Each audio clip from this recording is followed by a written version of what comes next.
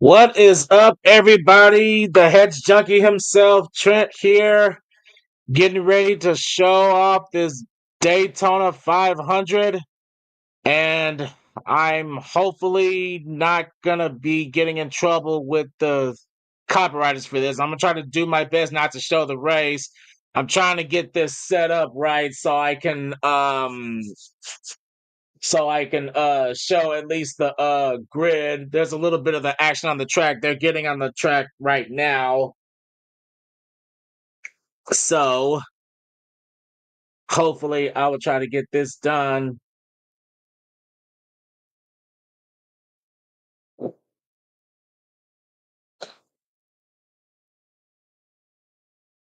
Yeah, everyone, thanks for stopping by here. And I'm trying to make sure that everything is up and good.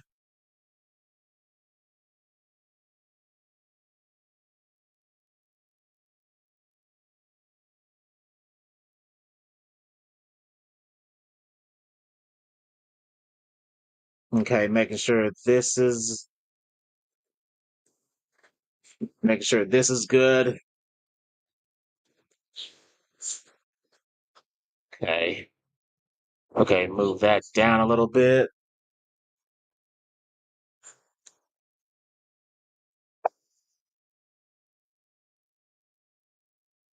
Okay.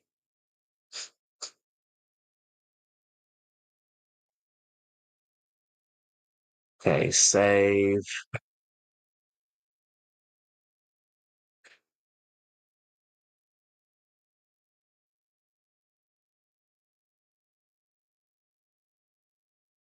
Okay, all right, yeah, we good. I just need to make sure it's on the bottom of the screen. All right. Alright, yes, actually make sure it's on the bottom of the screen. Okay. There's no audio from the race coming through. Okay. There's no audio from the race coming through. Let's see. There's no audio from the race coming through. Okay. And they got Bart Simpson about to wave the green flag. Got Bart wave the green flag. Okay. Wave the green flag.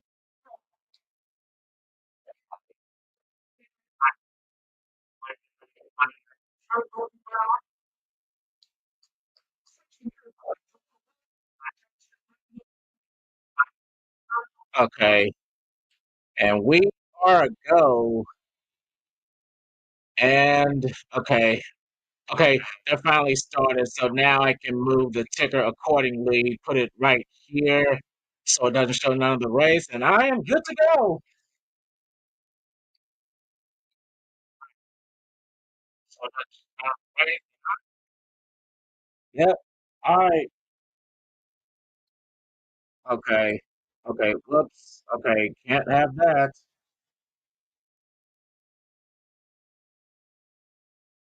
Just making sure.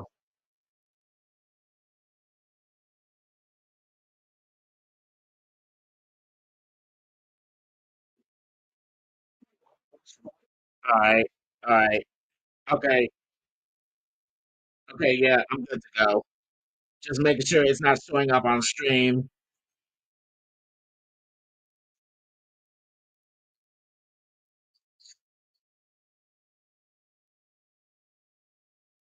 Oh, whoops. I didn't save it. My bad, everybody. I didn't save it. All right. There we go.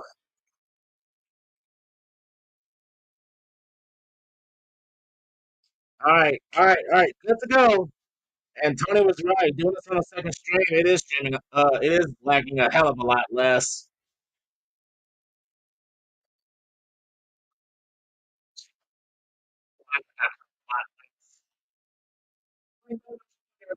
Okay, I got the stream up on my phone, and leading the first couple of laps is Kyle Busch.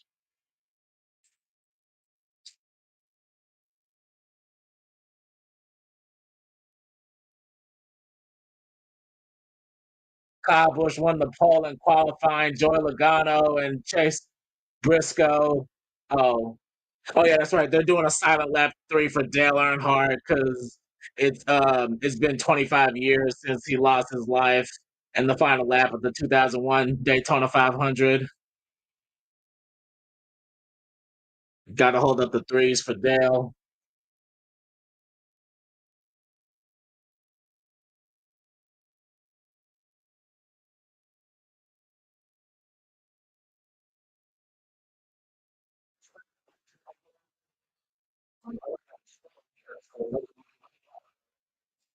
Yeah, Dale Earnhardt. He won the Daytona 500 all the way back in 1998, and unfortunately, 2001 he lost his life on the final lap when the driver he hired, Michael Waltrip, won the 500.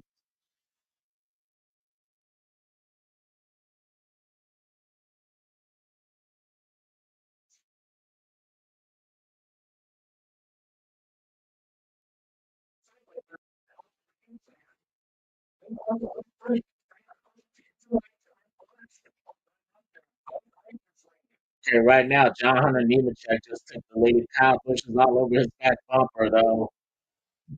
Brad Keselowski from RFK Racing, he just got himself into third place. A couple of months ago, Roush Racing, they lost a long time driver, Greg Biffle. He and his family died in a plane crash. So all of the drivers of the team he used to drive for, they're using his number style because he drove the number 16 for them for a number of years.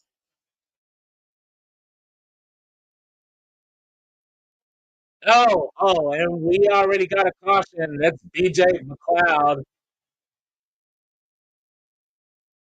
He just got into the 500 and he got a sponsor. Oh wow, wow, wow, wow! Both of the drivers who got in the last chance qualifier of the Gatorade Duels just got involved like in a wreck together.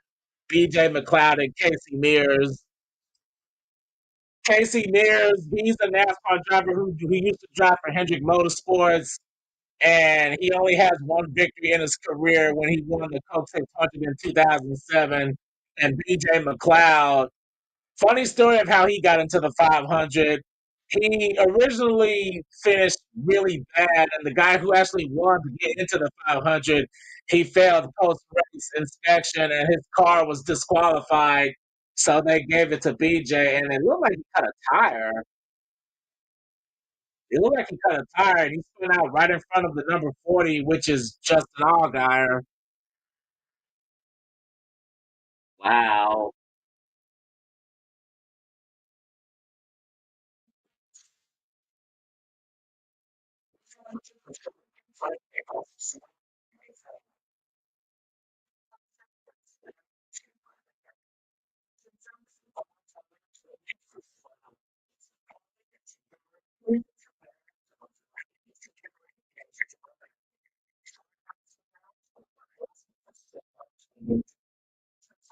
Wow.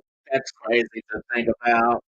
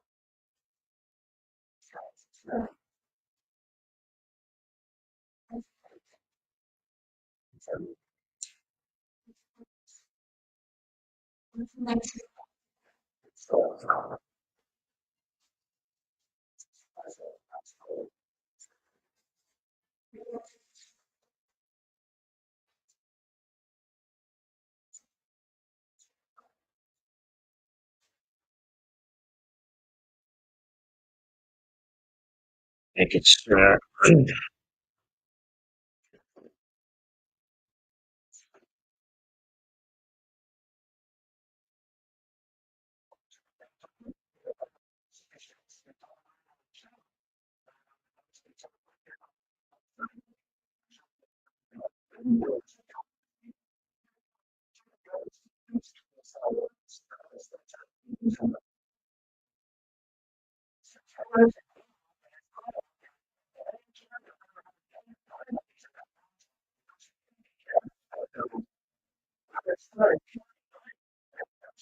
Mm,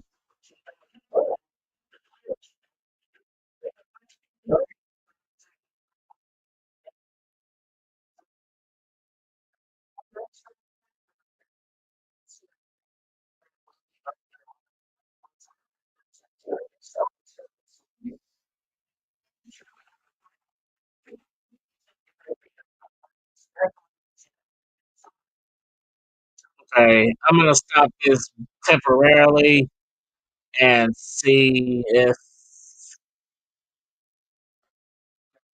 Okay,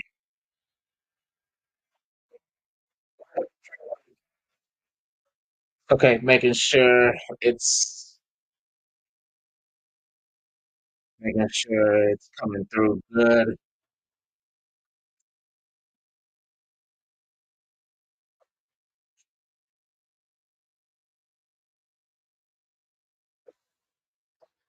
Okay, okay, I'm good. But yeah, Casey Mears got involved after he hit the back of BJ McLeod. BJ McLeod, he cut a right rear tire.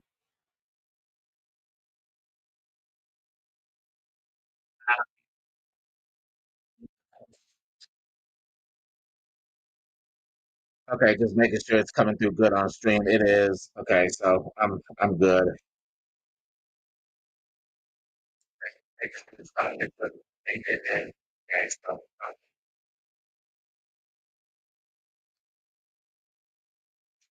Okay.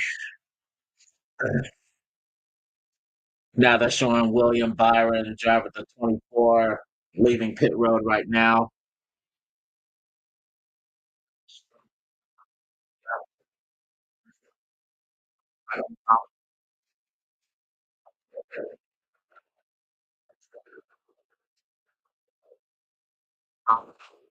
Okay. And Kyle Busch chooses to stay out. Okay, interesting choice. John Hunter Nemechek surrenders the lead to come down pit road. Oh wow, somebody had problems getting the pit road. That might have been it's either Riley Herbst or Ty Gibbs. Both of them have Monster Energy on their Toyota Camrys. The only difference is that Riley Herbst has a green trim while Ty Gibbs' Monster Energy car is a solid black. And it looks like that nobody took tires. Everyone just straight up took fuel. Oh, but somebody's taking 4 tires. It looks like that's the 47 of Stenhouse.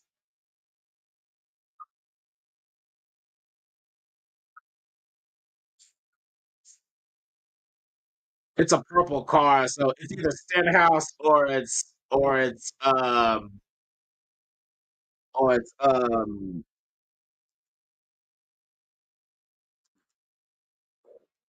48.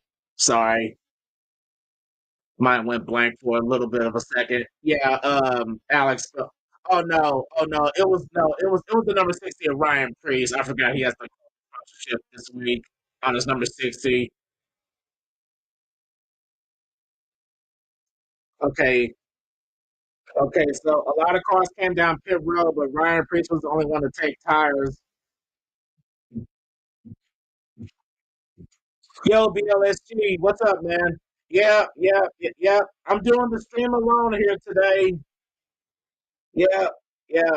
You already know I'm the only NASCAR fan in the junkies, so I'm doing this solo. Hopefully, I might have someone joining me, but it depends if they want to get in on this. I had some help from Tony to help me set this up. So big thanks from him. He made the thumbnail and he made the background picture I'm doing. You'll probably see it once the stream is over because I don't want to mess up anything.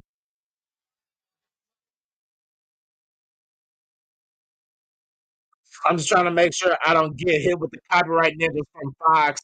So to be safe, I'm not having the audio, but I am having the ticker up on the left side so you guys can at least see like where the drivers are once they go back racing.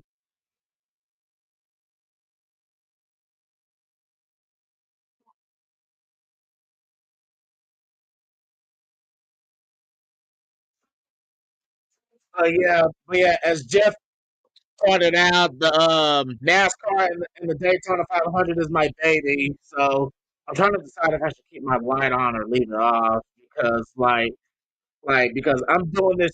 I mean, this is like my first stream in like broad daylight. I'm usually sleeping by now, but I really wanted to do the 500. I mean, Jeff, Tony's doing his own thing, and Jeff, he has a sports commitment he has to do. So, but it's all good. I'm here. If anybody else wants to tune in, they can. If anyone wants to ask me a question about NASCAR, I'll I'll try to answer it with the best of my knowledge. Yes, the ticker just came back up. After pit stops, Kyle Busch is leading, and Luke is in second place. Ross Chastain, number one. I got his hat, and I'm wearing his shirt. So, so he's the driver I'm pulling for. Hopefully,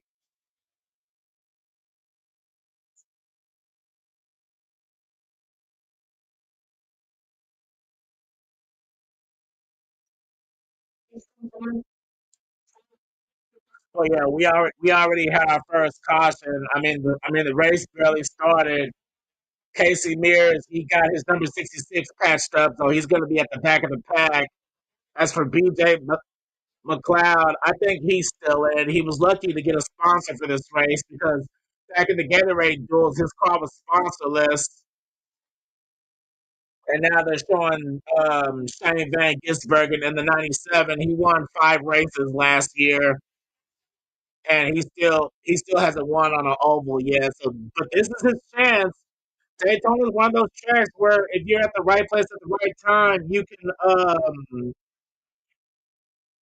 can benefit. Oh, what's up? What's up, Braden? Yeah, yeah. They started the race an hour earlier because there was supposed to be some storms in the forecast tonight, so they're trying to hurry up and get the racing done before the rains show up. Because for the last 4 years in a row, they've had to either they've had to either start the race super late at night or or they had to reschedule it for Monday. And if you look back on past streams where me, Tony, and Jeff streamed the Daytona 500, those streams went on for like 6, 7, 8 hours. So hopefully I won't be here that long.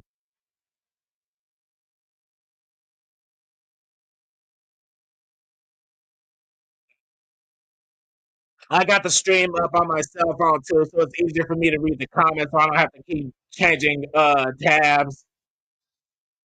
And Tony was right. Doing this on a second screen, it really took all of the pressure off of my laptop, so it makes it a better experience. I have to remember that next time. I got to get me a longer HDMI cable, so this won't be much of a hassle next time. Who's the Who's the favorite to win? That's a good question, actually. Kyle Busch, he has a chance. Joey Logano, he has a good chance. The Gatorade, he won the Gatorade duel. Bubba Wallace has a pretty good chance. He's got second here. Bubba Wallace has finished second in the Daytona 500 3 times. Ryan Blaney, he has a good shot. Basically, basically everyone has a good chance to win here. It could be a really good driver, or it could be somebody unexpected. That's the thing about NASCAR. You never know who's gonna win at tracks like this. Oh yeah. What up, Jeff? Yeah, I'm gonna have to give me a drink for this later because I haven't talked this much in a long time. They're back racing right now, and right now Joey Logano just took the lead on the outside as the ticker just updated. The ticker on the left is gonna be constantly changing, so I'm I'm trying to do my best to try to keep up with the commentary. This is like practice for me for when I eventually bring back my Mountain Dew Code Red Truck Series on my own YouTube channel. But right now, they're all going double file. Right now, they're trying to find their partners and work with them. And somebody's getting left out on the high side. I'm trying to see who that is. That looks like the 10 of Ty Dillon. Yeah, at a track like Daytona, you basically have to find a partner and stick with them for a while because if you run like by yourself, you're gonna get freight trained. But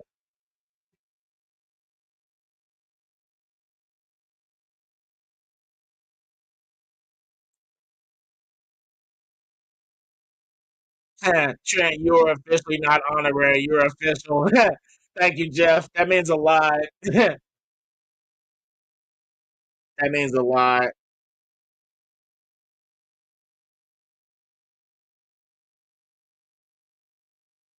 But yeah, but yeah, Tony was right. This is a lot easier to maintain with this is a lot easier to maintain with on a second screen. It takes the stress like a hell of a lot off of my laptop. Okay, okay, they're still going double file. John Hunter Nemechek just took the lead. back, and Brad Keselowski's right behind them. We got a lot of former champions in the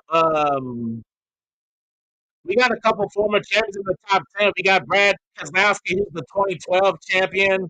We got Joey Logano, who's the two-time champion, and Kyle Busch, who's also a two-time champion in the top 10. And Chase Elliott just got in the top 10. He won the championship the year Jimmy Johnson retired.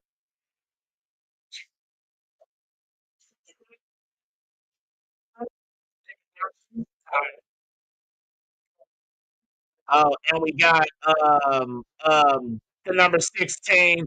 That number 16 font that originally belonged to Greg Biffle when he drove a Ford for Roush thing.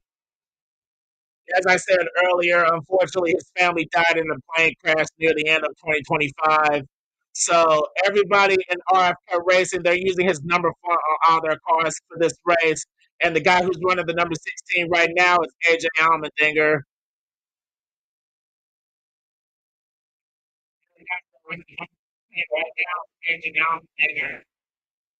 And it looks like he's barely trying to get into the top 20. He's trying to get around Eric Jones in the 43.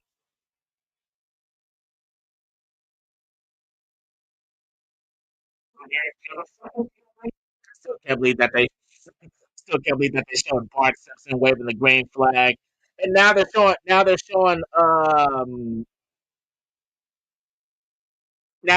the NASCAR side by side. So I don't know if I'm gonna get in trouble for that because they're showing just a little bit of the race, but it's not the whole thing. It's on a tiny screen. I have no control over what they do for commercials, so hopefully it won't be that big of a deal.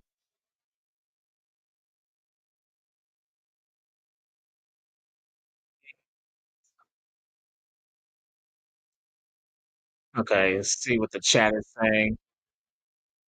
I'll be probably in and out throughout the stream. I'll be back in a bit. Okay, Brandon, do your thing. Do your thing. I'm not going anywhere unless I probably need to get a drink or something. But yeah, thanks for stopping by, Jeff, BLSG, anyone who's willing to stop in. If you got any questions about NASCAR, hit me up. I'm gonna be here for a few hours, so I like to pass the time. This is like the I haven't spoken this much on stream in a god ever. But once again, big thanks to Big Tony Lopez for helping me set this up and making the thumbnail and the NASCAR background. He a real one, even if he is a blockhead sometimes. But the less said about that, the better. Anyway, we're not talking about that right now. This is NASCAR, baby, and NASCAR is back. I'll take the blow if it's bad. Well, hey. I gotta learn somehow. Like I said, this is my first like big boy stream on my own that didn't have like a gaming thing. I just hope we don't. I just hope we don't get hit with copyright because of the NASCAR side by side that they do sometimes. Oh, let me take this off the screen now.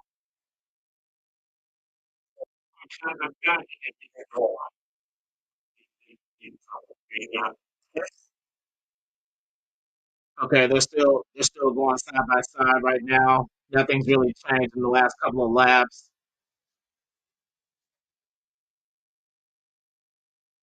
Yeah, nothing's really changed right now. Okay, right now. Okay, now they're back to full screen, so the ticker's about to come back up. John Hunter Neiman checking the 42. He's still hanging on to that inside line. Brad Keselowski's right behind him. Actually, a few of my NASCAR buzz, they go to Florida every year to go to this race. If I wasn't sick, I'd probably go with them too. They're probably in the front stands watching. One of my guy's favorite drivers, Brad Keselowski. He wants him to win the 500 so bad. For a number of years, Brad Keselowski, he drove the 2 car, and we always rag on him about this story. The first year he went over to the 6 car. The rookie driver who took his old ride in the number 2, he won that year.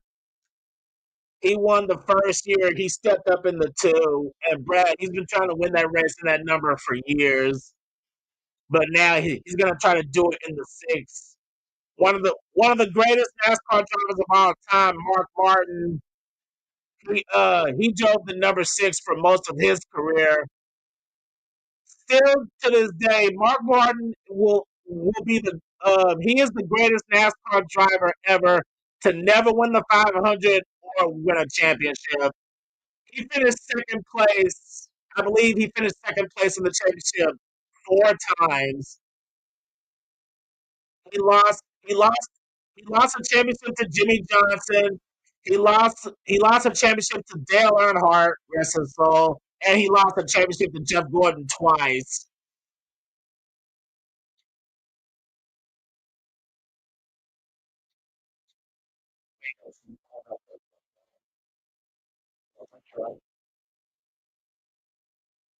Okay, now they're showing Chase Elliott, who's running in the 10th position right now. He just moved up to ninth, getting around Cole Custer.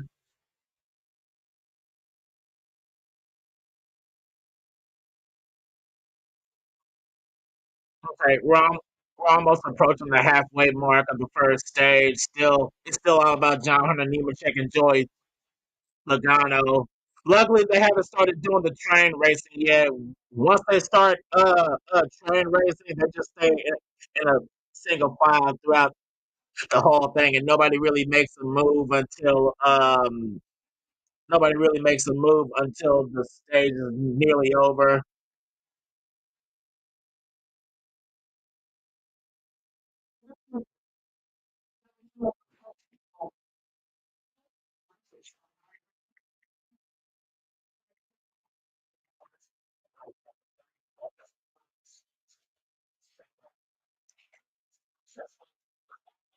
And now they're getting in on Brad K running the Castrol colors on his number 6 right now. He's looking all over the back bumper of John Hunter Nemechek. Kyle Busch, the pole sitter, he's on the outside right behind Joey Logano in the Pennzoil 22. On the inside of him is Josh Berry and the Wood Brothers, number 21. Wood Brothers Racing, they're like one of the original stables of NASCAR. They've been around since the 60s and the 70s.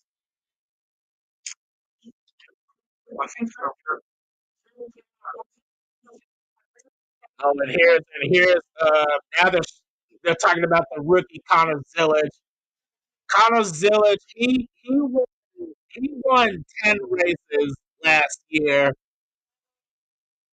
He is a phenomenal driver in the number 88 Red Bull. He's only 19 years old, and he's already racing with the big boys on the cup level. What a big deal that is! I mean it's insane.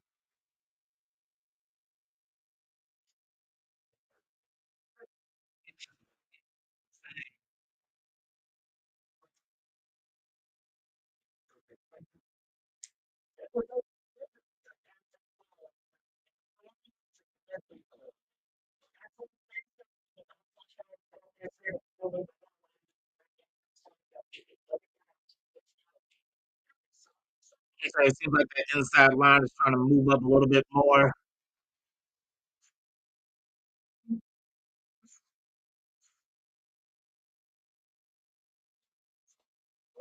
And the outside line starting to fall back a little bit. It's basically being controlled by a Toyota, and he's got 2 Ford Mustangs behind him, and on the inside is Ty Dillon out of Colleague Racing.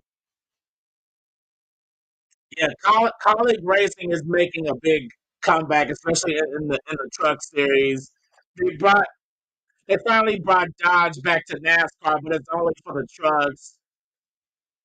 they had 5 trucks in the at the Daytona race last Friday night. I missed SmackDown because I was watching it. I'm gonna have to watch SmackDown later. But yeah, it looks like that. It looks like John Hunter Nemechek. He's pulling away from the pack a little bit. You don't want to get too far away from the pack because if you do, you're gonna get sucked in, and then you're gonna get passed if you don't have a drafting partner. And they're going back to commercial now.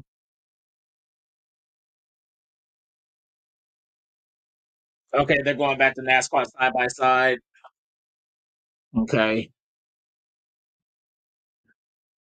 But yeah, everyone watching right now, thanks for stopping by. Like I said, this is my first ever big boy stream, and I know I tend to repeat stuff, but it's just a habit. But hey, it keeps me talking and it keeps me focused.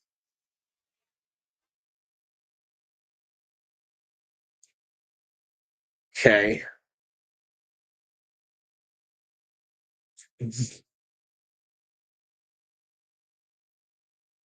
Okay, now they're showing the Coca-Cola commercial uh talking about the FIFA World Cup.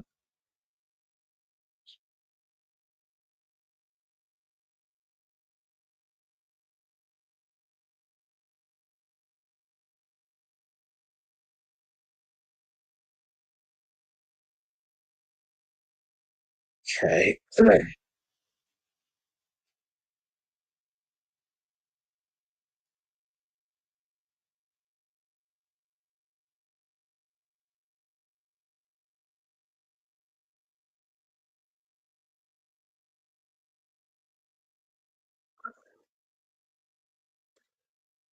Okay, now they're showing the hood camera.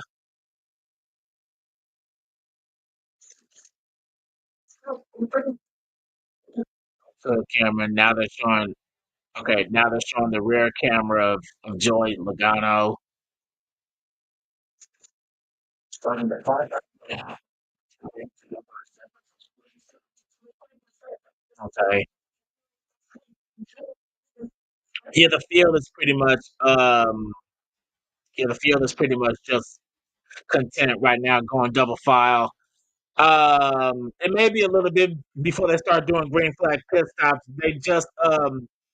They're about to hit lap 30. They're almost at the halfway point of the first stage.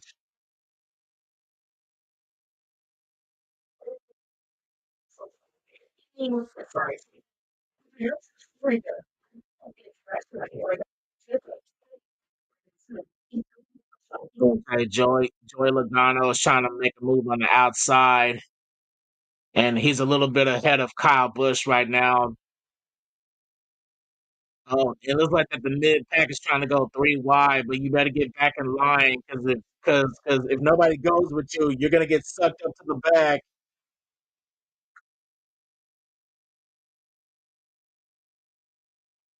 Top performers running order: John Hunter Nemechek first, Chase Briscoe sixth, Ty Gibbs 12th, Christopher Bell 14th, and Denny Hamlin 18th. They're basically just showing the top 5 running Toyotas right now.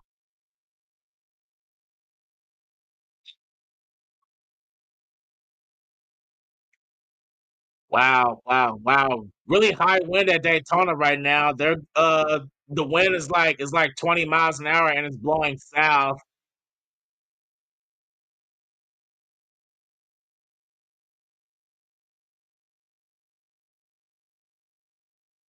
It's super windy at Daytona right now. It must be because that storm is coming later. Oh wow. Oh wow. And they just the field just they they just reached Casey Mears, so they just put Casey Mears a lap down. And Joey Logano just moved down to the inside right in front of John Hunter Nemechek, so he just took the lead away from him.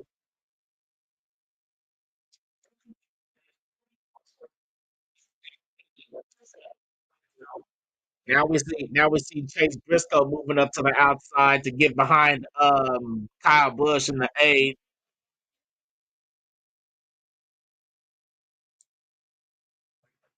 I guess this must be the time, like where the outside is going to start to pull away, but the inside is not giving up yet. And John Hunter Nemechek just took the lead back from Logano. They're still working on it. I mean, they're getting a little bit swirly, but it's still too early to really like make a move and go for broke. They changed the championship format for this year. They don't have the winning you're in anymore. Now they're trying to go back to like the classic Winston system, like where it's based on consistency, but you get extra points if you finish in the top 10 at the end of stages, and that alone can be the difference maker. And oh boy, they're starting to go three wide now. Chase Briscoe just went to the outside and created a third lane.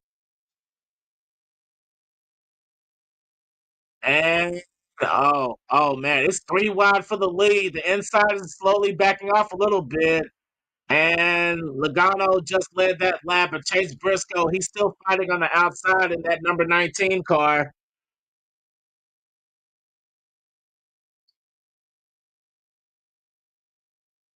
Oh, but now Briscoe has his teammate behind him, Ty Gibbs in the 54. The number 54 used to be the number 18, but after Ty Gibbs lost his father, Coy Gibbs, a couple years ago, they got rid of the 18 and just rebranded it as the 54 because that was his father's number, the 18, for a long time. So they retired the number in his honor. So now his son, he drives the 54 for JGR, which is Joe Gibbs Racing. Anybody a sports fan, they should know who Joe Gibbs is.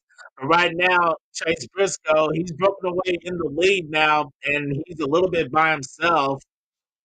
He better ease off the throttle a little bit to get um, Ty Gibbs back right behind him. Joe Logano, he's stuck in the middle. He's trying to decide what lane he wants to be in, and it looks like he's staying in the middle lane, and they're still going three wide. Now here comes Chase Elliott on the outside, and man, somebody just dove down on the inside. That's Brad. Oh wow. Oh, okay. He got loose and almost spun, but he saved it. But that just caused him a lot of momentum. God, Dylan's not going to be happy about that. His driver is Brad Keselowski. And oh no, Kyle Busch came down on him. Oh wow, Kyle Busch got loose and came down on the sixth car, and oh my God, wow, that just completely just screwed up the inside line. Dude, wow, that completely screwed up the inside line. Wow.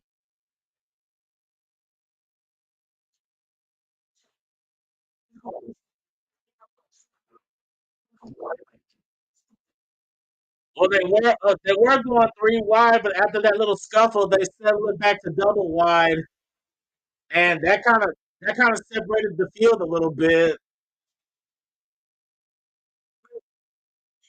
Chase Briscoe is still leading, but now he's got Joey Logano coming up behind him. But now here comes his other teammate on the inside coming up behind the 42, Christopher Bell in the 20.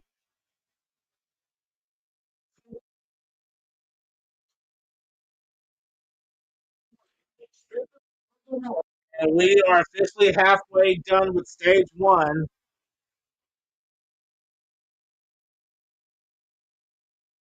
And we are going back to NASCAR side by side.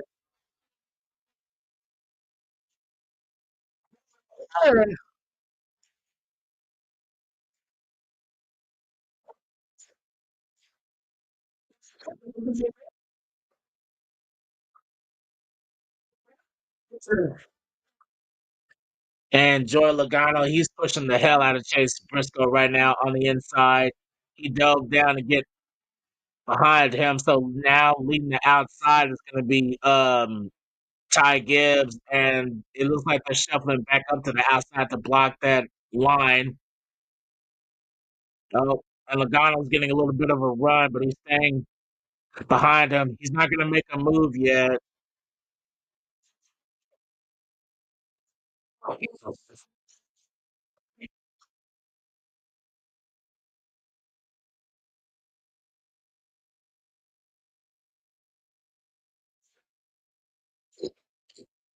Okay, they're trying to go three wide again, a couple rows back, but um, they're still leading the pack double file. Chase Briscoe still hanging on to that lead, and now we see Denny Hamlin and Austin Dillon on the outside. And oh man, it looks like who is that? Oh, that's Tyler Reddick in the 45. He was trying to decide what lane he wanted to be in.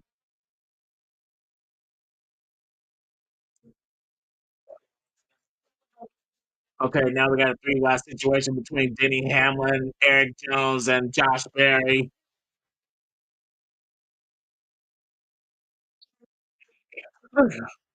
They're showing the onboard for Denny Hamlin right now. He's trying to get over Tyler Reddick.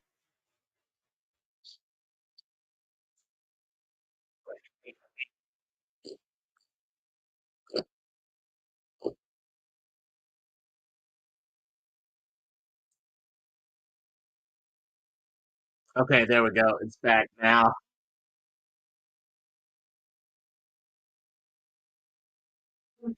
Oh my god! Wow! Wow! They're really bringing back speed. God, freaking Speed Channel. That was the channel. Like if you wanted anything to do with like cars or racing, Speed Channel was it, man. But the original Speed Channel got rebranded into Fox Sports One, and it's basically the same thing. It's just under the Fox banner. But yeah, Speed Channel slapped any NASCAR any NASCAR fans like knows what the OG Speed Channel was like.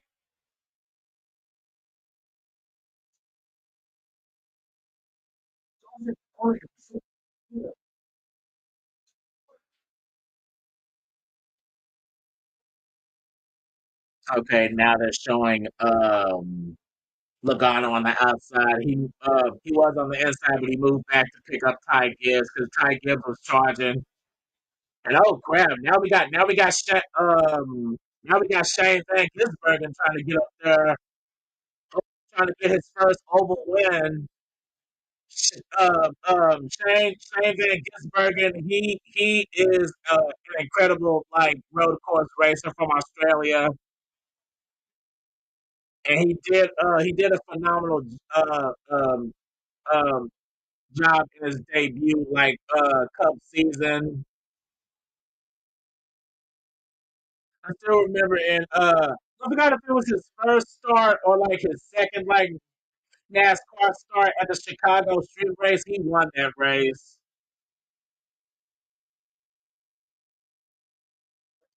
And Trackhouse gave him a contract to do um,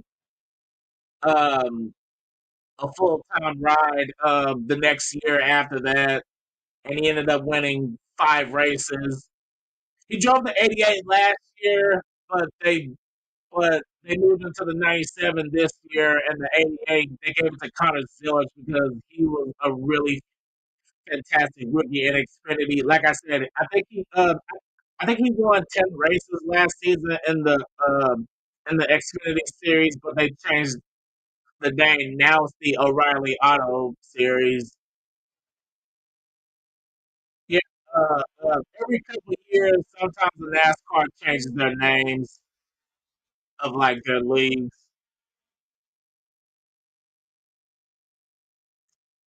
Well, Chase Briscoe is still leading, but now they went back to three wide. And every time they go three wide, the chances of a possible wreck happening, I mean, that chance goes up a lot. But now Chase Briscoe, he moved back to the high side to get in front of his teammate.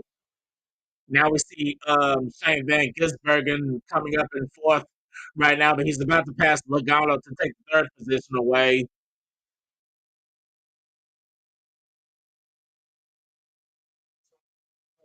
Yeah, Shane Van Gisbergen. Like when he first came into the sport, people had a hard time saying his name, so people just call him SVG to make it easier.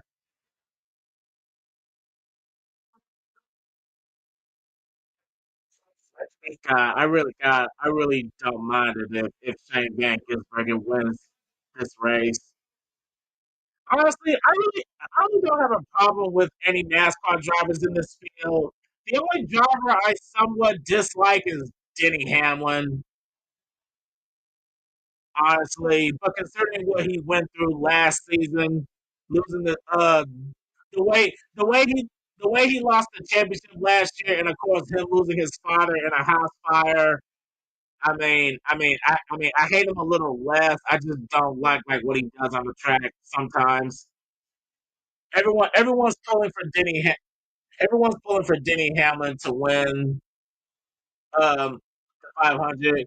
He's won the I think he's won the 500 3 times. He's won it 2 or 3 times. I'm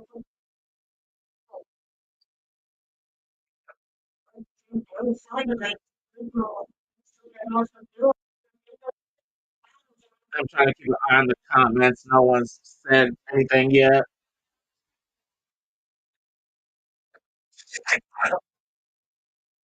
Okay, RCR running order. Austin Dillon eighth, and Kyle Busch he dropped all the way back to 19th, so he's dropping back. He may be doing that to save fuel. A lot of these guys like save fuel by dropping back and just staying in the slipstream. The guys who really burn the most fuel is the one who's leading the pack because he has no one to draft off of.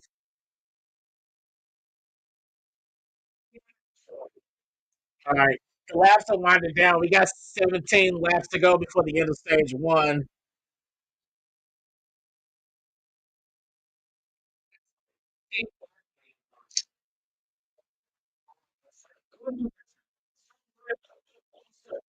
Oh God, here's someone in the top 10 they haven't really talked about. Justin Allgaier.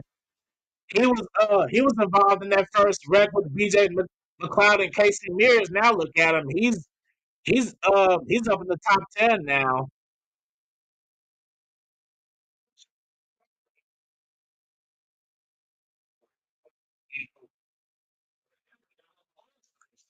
Yeah, so far only one guy is out of the race, and that's BJ McLeod. He went ahead and just parked. Normally cars like that is usually just start and park, but he already like got involved in an accident. And we only had one caution so far.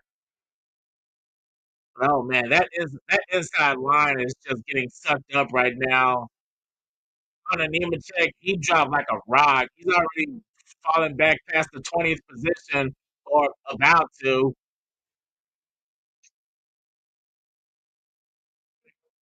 You know what? We already got green flag pit stops going on. Casey Mears is coming down. Kyle Busch, Josh Berry, few few drivers coming down. They're gonna get tires and fuel before the end of the stage.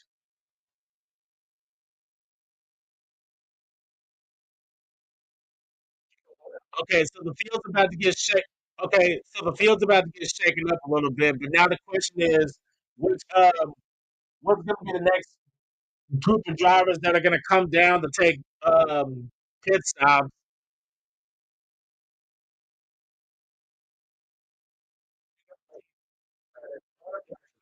Okay, we gotta keep an eye out for we gotta keep an eye out for speeding penalties because at a track like this, penalties can happen a lot, and no one's coming down this time by.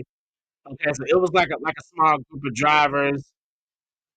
Okay, so if they don't hurry up and get back up to speed, they're gonna be put a lap down. But depending on how many other drivers come down, they may stay out and just finish the rest of. the stage and come down during the stage caution, but I don't know.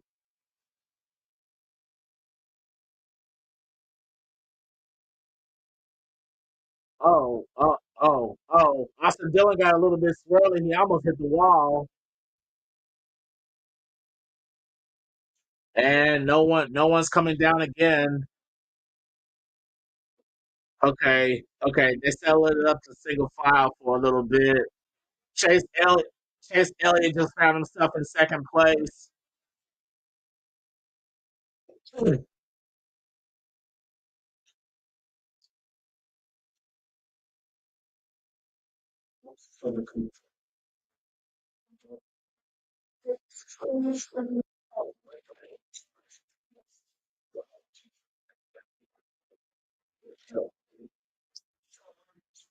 Okay, I need to. Okay.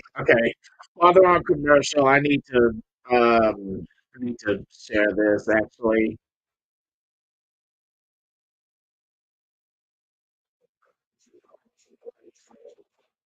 Let me share this really quick.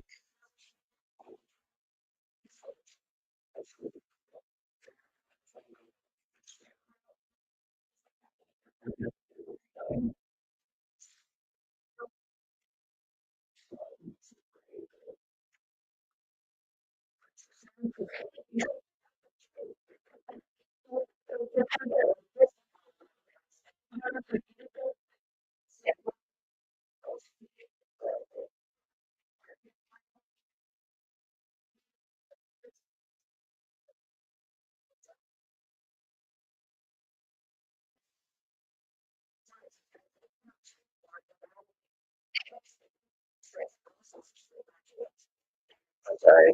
Uh,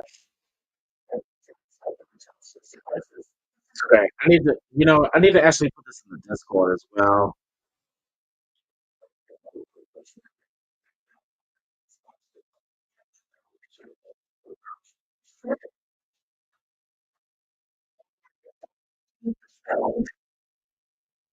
Yeah, let me go ahead and put this in the Discord.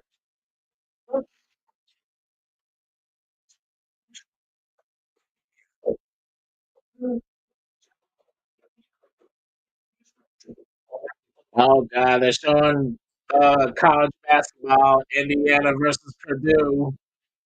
I already know that Tony might be all over that. Anything college, that's his thing.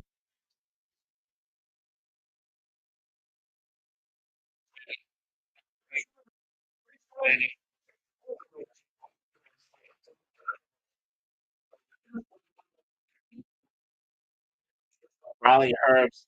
Wow, the biggest movement since the restart on lap 12. Riley Herbst, 28 spots. William Byron, 27 spots. Justin Allgaier, 26 spots. Austin Dillon, 24 spots. And Alex Bowman, 16 spots.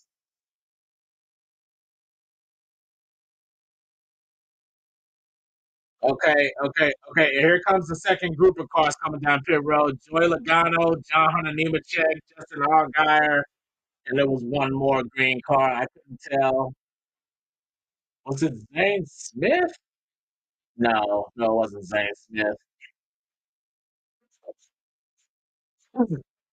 Okay. It looks like it's just gas and go. Okay, so if it's gas and go, they're probably just gonna take tires at the stage caution then.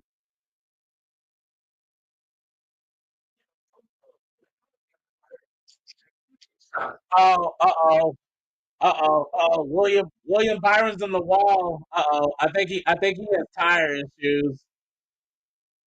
Either that he might have a broken rod. I don't know if he got tapped too hard by Bowman or if he has a broken part on his car. But he almost got into the wall. He better be careful that he doesn't cut a tire like the 78 did.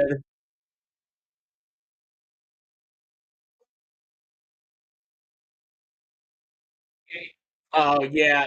No, he got pushed a little. He got pushed a little too hard by his teammate. Okay, yeah. He just got pushed a little bit too hard and tapped the wall. And here comes the Toyotas. Here comes the Toyotas. They're coming down pit road now. Oh! And somebody just spun. That's Jimmy Johnson. Oh God, he's gonna be stuck in the grass. Okay, no. He's gone. He didn't get stuck. Okay, so yeah, they're gonna keep it green. I guess coming down pit road, he was a little bit too fast, and he locked up the brakes and spun out a little bit. That's what happens sometimes. And Jimmy, and speaking of Jimmy Johnson, a couple of days ago, the seven-time champion, he says that this race will be the final race of his career. After this race, he's done, and he should enjoy his retirement. He's been racing in the NASCAR Cup level since I believe 2001. I believe his rookie year was 2002.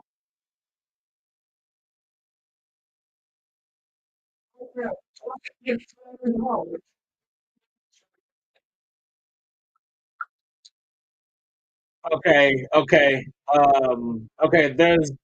There's about to be 5 laps to go in the stage, and Zane Smith, he's um, he's running with the lead right now for Front Row Motorsports. And Front Row Motorsports, they won the truck race last Friday night with Chandler Smith. Oh my God. Holy crap. Kyle Larson nearly just destroyed his own teammate in that number 5 VintageCars.com Camaro. Oh my God.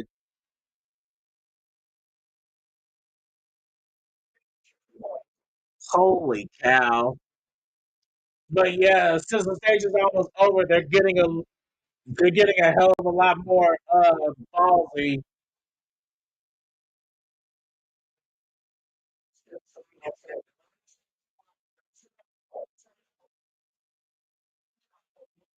Okay.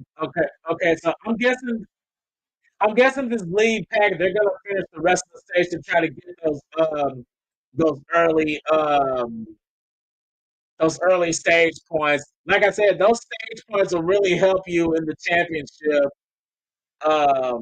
standings because there's no more winning your end anymore because a lot of the fans didn't like it. Like anybody can have a terrible race, and someone can have a lucky race, and they automatically just get championship implications. So they went away with that system, and this new system is pretty much going to be based on consistency, which it should be. It should always be like that. The thing about the NASCAR championship system, they they kept changing the rules because one driver literally dominated like every time. They had to change the rule 3 times because Jimmy Johnson kept winning the championship every year.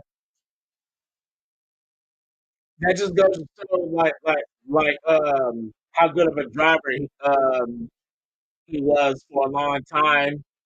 I believe he won like like 4 or 5 straight championships.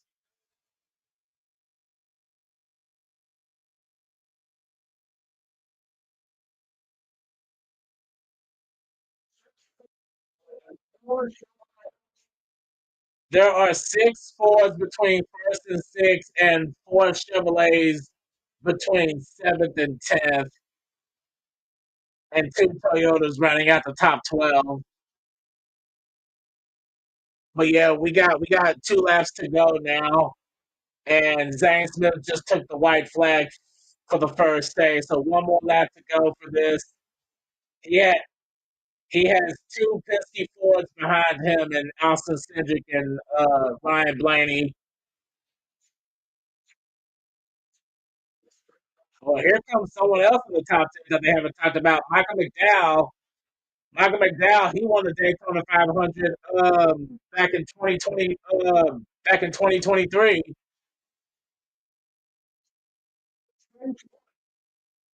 Dude, Austin Cindric, he is all over the back bumper of the 38. And oh boy, they got a little bit too far ahead, and they're coming up on the. Is that the 51? Oh no, that's the seven. Okay, no. And Zane Smith wins the first stage from Front Row Motorsports. He took a gamble and he gets his first stage win. That's 10 points. 10 points. That's a lot.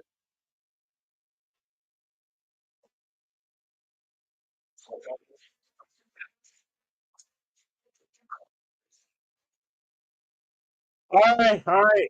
First stage is in the books, and I am going to get myself a drink. Some medicines only treat the lows or highs. I'm gonna Vraylar get treats myself a drink, depressive, so acute, I manic, will be and right mixed back. episodes of bipolar 1 in adults. Proven full spectrum relief for all bipolar 1 symptoms. Not for elderly with dementia-related psychosis due to increased risk of death or stroke. Report changes in behavior or suicidal thoughts to your doctor. Antidepressants may increase these in those under 25. Report fever, stiff muscles, or confusion, which may be life-threatening, or uncontrolled muscle movements, which may not go away. High blood sugar may lead to coma or death. Weight gain and high cholesterol may occur. Difficulty moving, uncontrolled movements, tremors, feeling like you need to move, sleepiness, nausea, vomiting, and indigestion are common. Side effects may not appear for weeks. Vraylar, breaking through to relief. Ask about Vraylar. Had a horrific 18-wheeler wreck? Pain keeping you from working? Is the insurance company being problematic? No problem. We turn it around. We'll go strong for your medical bills, pain, suffering, and repairs to your car or truck. Jim Adler, Bill Adler, the Texas Hammer fights for justice. Call any day, anytime. Call now for a free case evaluation. That's right, it's free. We'll turn on the heat till a fair deal for you is complete and the cash in your pocket.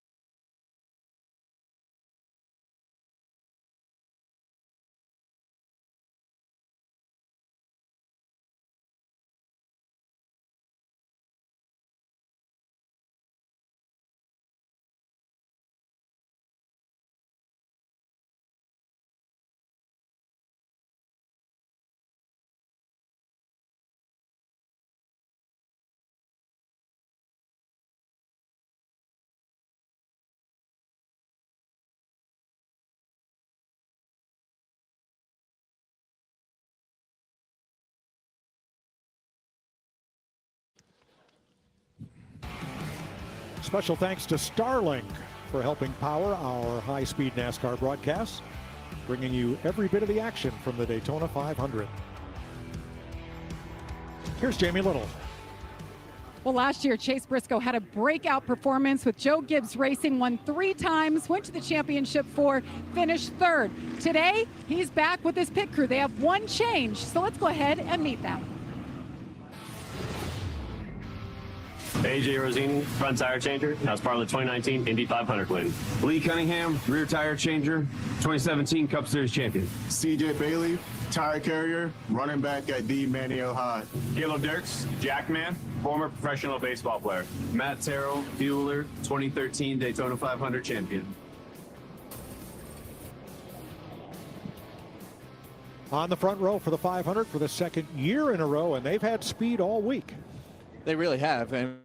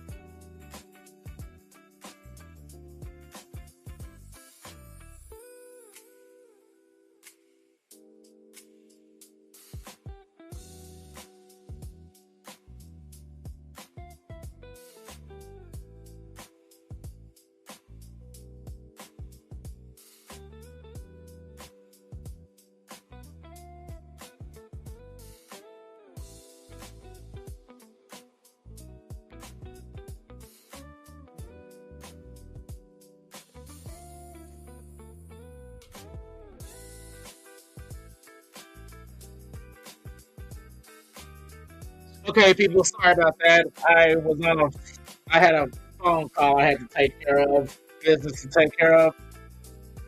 Anyway, we're back to the race now. We're back to the race now, and wow, my driver's leading. Ross Chastain, let's go. He's leading right now, but he has a bit of a 3 wide situation behind him, and he has a bumper full of bubble walls. Like I said, bubble walls. He's finished second place in the Daytona 500 3 times.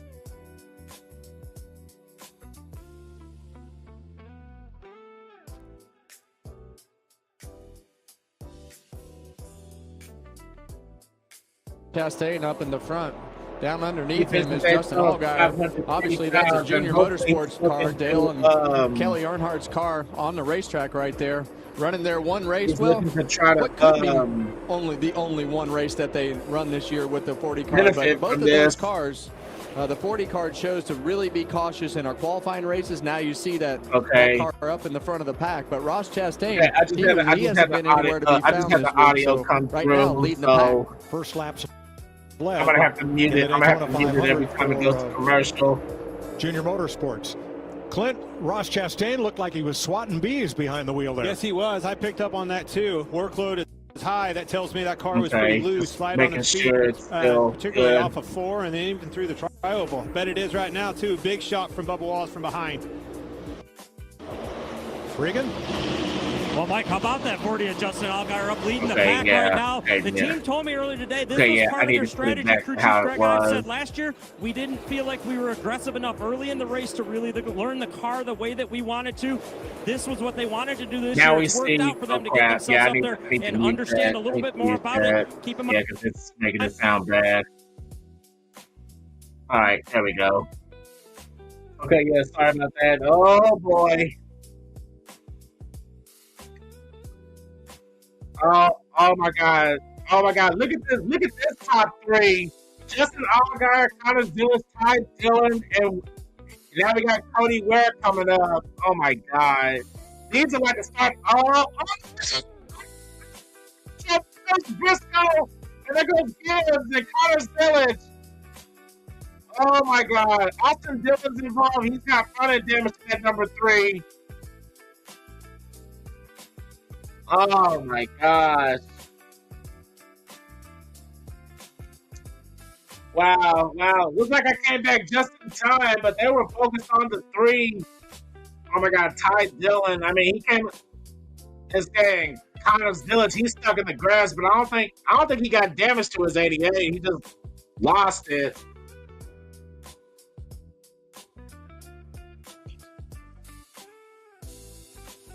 He got a little bit of damage to that 88.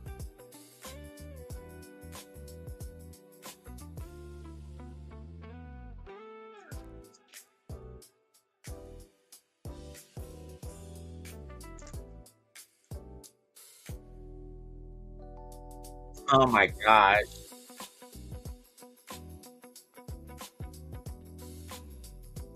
Yeah, Connor's Village, he was just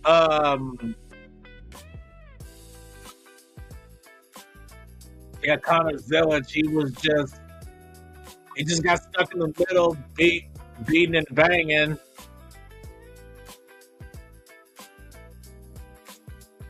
Yeah, then Cody Ware, he got into Chase Briscoe.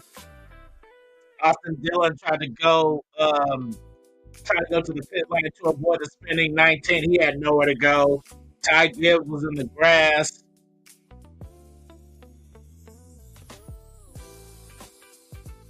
Yeah, that was just too much, too fast, happening all at once.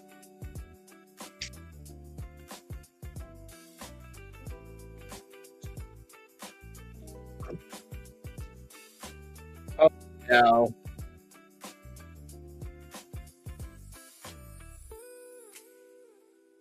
Cody Ware in the 51, he got into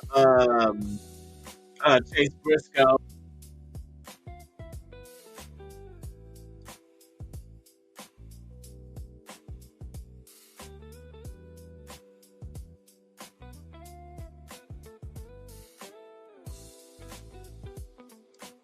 Man, Ross got a little bit of a contact as well. No, that's my driver.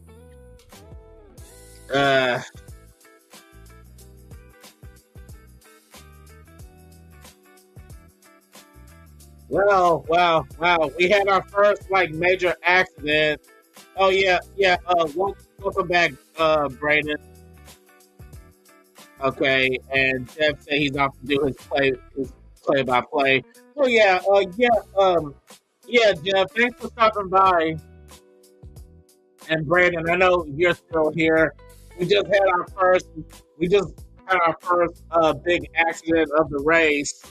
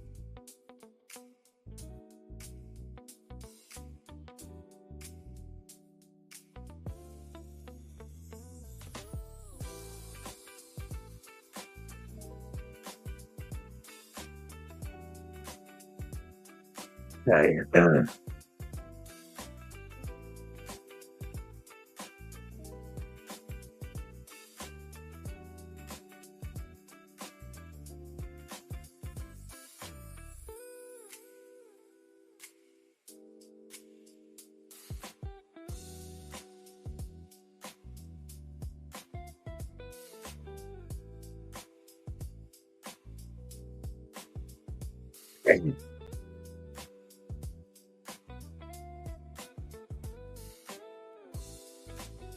Cars involved in wreck: Ross Chastain, Austin Dillon, Chase Briscoe, Ty Gilliland, Justin Allgaier, Cody Ware, Ty Gibbs, Corey Heim, and Connor Zillage.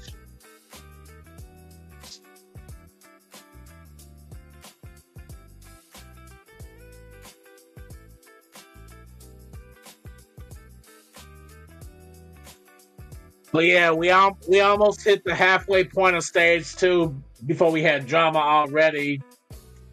And wow. A lot of guys just went gas and go. God. I feel for Connor Zillage, but luckily no other driver hit him. He came across the front straightaway, and luckily nobody hit him. He just got stuck in the grass. He really didn't get that much damage, so he should be able to keep going. But he's going to be at the back of the pack. He just got barely sideswiped.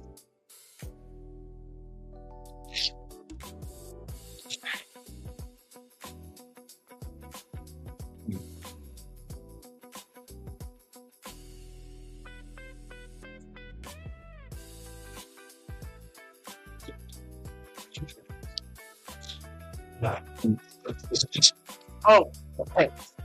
Roxy. little bit of a brief city cameo there from Roxy.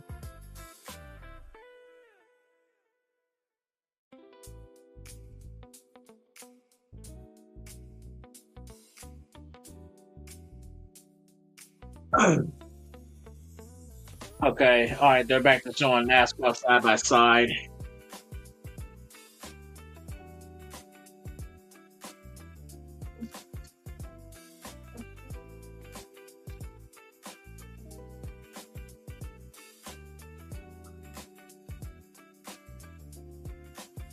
Hey, congratulations. Thank you, Noni. Yeah, Thank you, Noni. I'm having my first big boy stream on my own. Tony and Jeff are off doing their own thing, so I'm holding down the fort on the Stadium Junkies channel.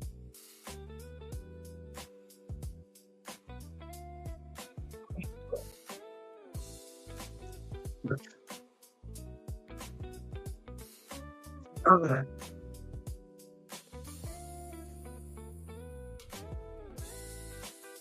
Maybe if I'm feeling up to it, I might add a little bit more gaming to the channel if I'm up for it. But this day is all about NASCAR. I talked about doing this for the last few weeks, and I'm here doing it, and I'm holding it down the best way I can.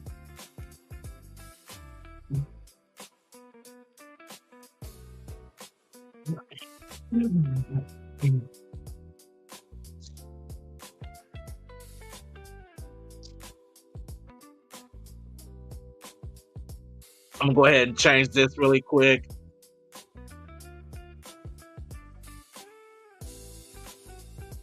You want to say hi to the people, Roxy? You want to say hi to the audience? You want to say hi to the audience, Roxy? You're on camera. All right, bye. She didn't want to be on for that long.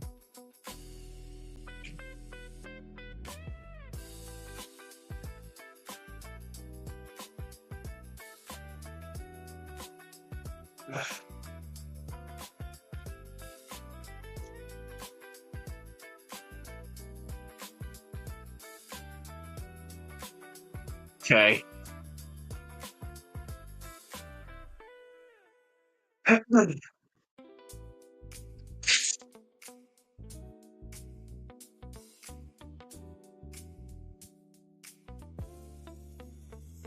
Okay, let me set this up really quick. Busch Light is giving away $500 every lap that ends with one and $20,000 in total money. You want more head scratches, Roxy? Roxy.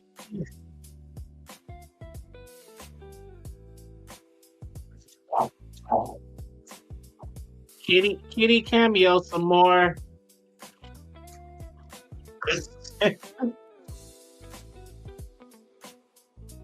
Roxy, you really pick a bad time to start wanting attention. But hey, we're all animal lovers here on the Stadium Junkies channel.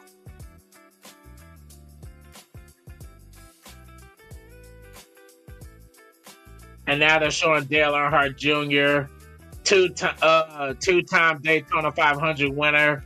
He's the owner of the number 40 for JR Motorsports. Oh my God! Imagine if Justin Allgaier wins the 500 for Dale Earnhardt Jr.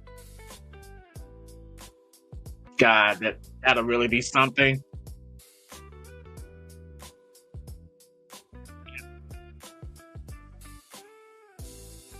Pretty Kitty, she's the honorary junkie. yes, she is, Noni. Roxy, Roxy is the new honorary junkie.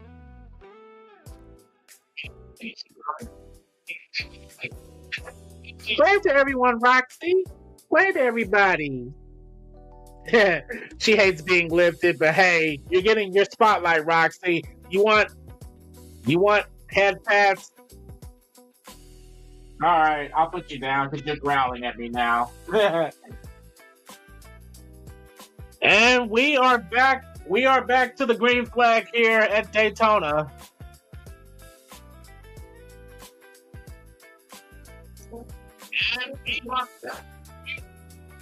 And it's official. Chase Briscoe just moved his car into the garage, so the number 19 is officially out of the race.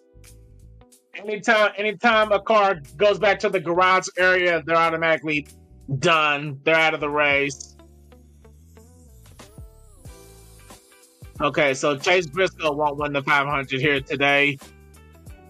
Joe Gibbs Racing just lost one of their drivers. So, but hey, they still got the 20, the 20 and the 54 and the 11. Jimmy Johnson, he's still on the track, but he's one lap down. Austin Dillon, he also took his car. He's off track. So I'm pretty sure that the number 3 is also out of the race from RCR. So the lone driver in RCR now is the number 8 of Kyle Busch, who started on the pole. And right now, he's sitting in the 5th position right now as the ticker updates itself.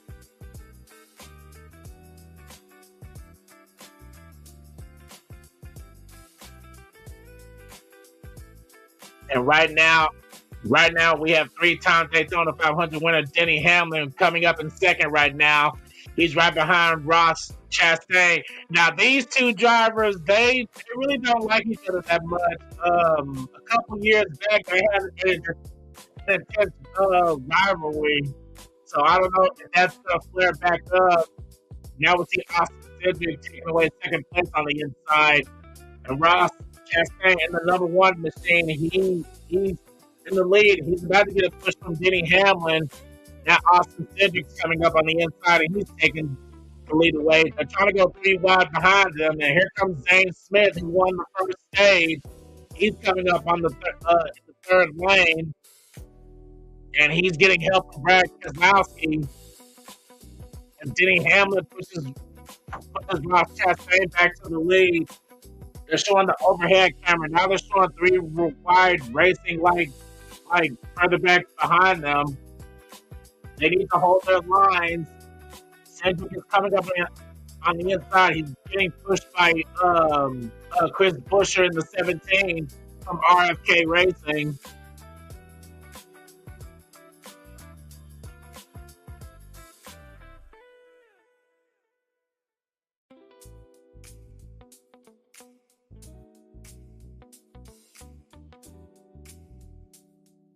Just shared the link with my godmama. She loves NASCAR. Hey, Noni, the more NASCAR fans, the better. The more NASCAR fans, the better. Hey, yeah. Yeah, bring in all kinds of fans here. As you just see Austin Cindric diving down to the inside to take the lead away from Ross Chastain. And here comes Denny Hamlin coming through the middle. He almost got into Zane Smith on the outside. 3 wide rows back, and Cindric, he's hanging on to that lead, and Chris Buescher is right behind him. And here comes Ryan Blaney on the inside in the 12. He's coming up behind Chris Buescher in the 17. He's another favorite to win this race.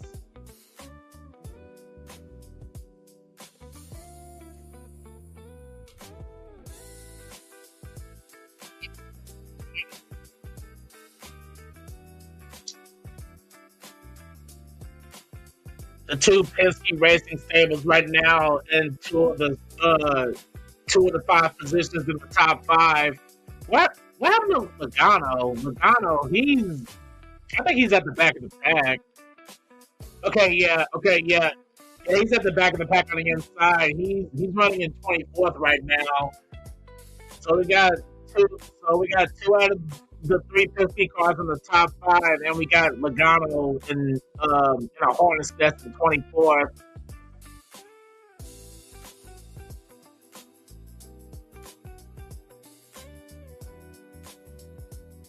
You got an ice cream truck going outside right now. I don't know if you can hear it, but it's just singing its tune.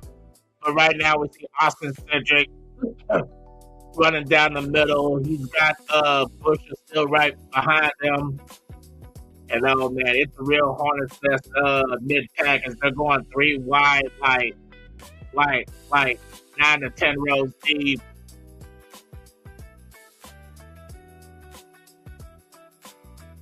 They need to be careful because one wrong move can spell catastrophe for a number of drivers.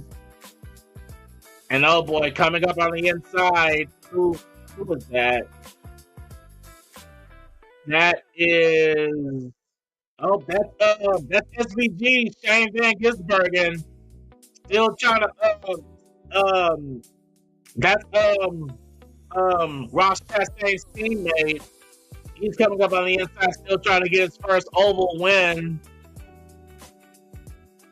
He has 5 career wins, and they've all been on road courses. But now we see Ross locked in the middle and the high lane, and now he's side by side with his teammate Ross Chastain from Trackhouse Racing here. Come on, SVG, lead a lap. And no, Ross still ended up leading that lap. But this is his best chance to lead. Uh-oh. Ross got a little bit loose, but he held on to it. He almost got a bad bump from Chris Buescher.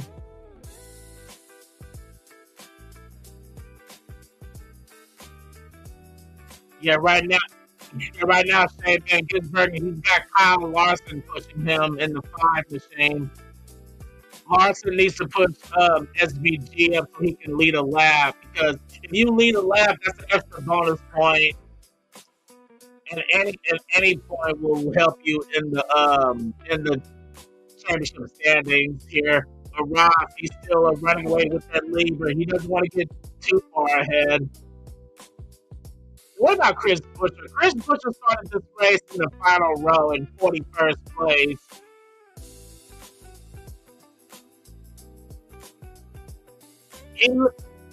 Chris Buescher literally started this race dead last, and he's up here running in the top 5. He's 3rd place right now. He just got blocked by Ross, and Shane Van Gisbergen just took the lead away, but now we got Kyle Larson in 2nd. Okay. Chase Briscoe, he's still in the race. He didn't go to the garage area. They were just working on pit road, but he's 10 laps down. His chances to win this race are pretty much shot. And Connor Phillips, he's 4 laps down. I mean, if we have a lot of cautions and they take some wave around on pit road, I mean, Connor Phillips may have a chance, but Chase Briscoe, he's pretty much done. But yes, Shane Van Gisbergen led the lap. And Kyle Larson, he is on his ass. Oh my God. He is all over his back bumper. But now we see Kyle Busch coming back on the inside now. They're coming out of turn 4, coming to 32 laps to go for stage 2.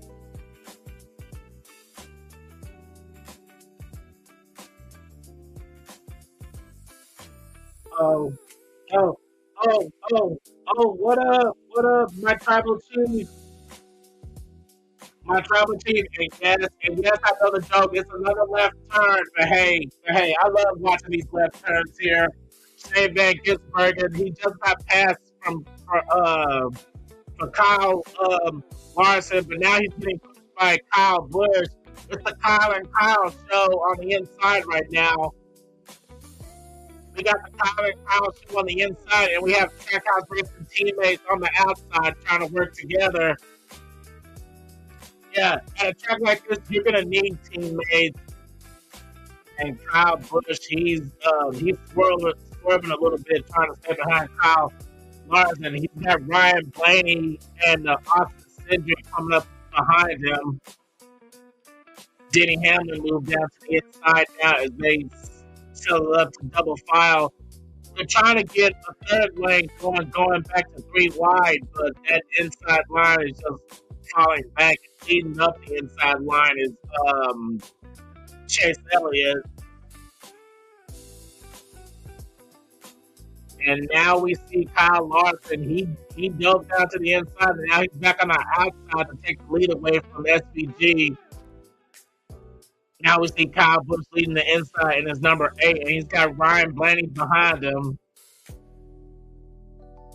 These guys need to be careful because, again, one wrong move will just have a catastrophe on the field.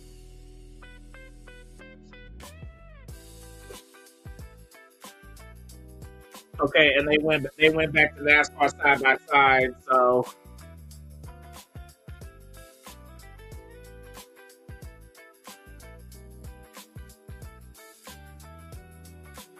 Oh yeah, let me go ahead and put up the one up for the tribal chief because he stopped by. He's a G for stopping by and showing the support for the channel.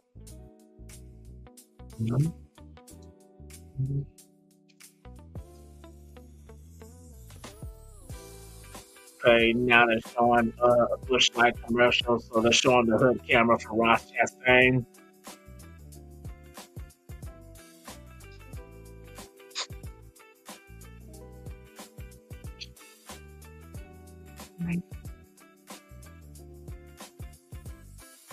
Let's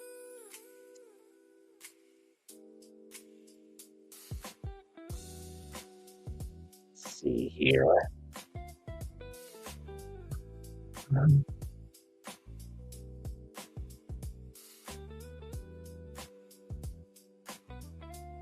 Kyle Busch still hanging on to his lead. Larson on the high line in second.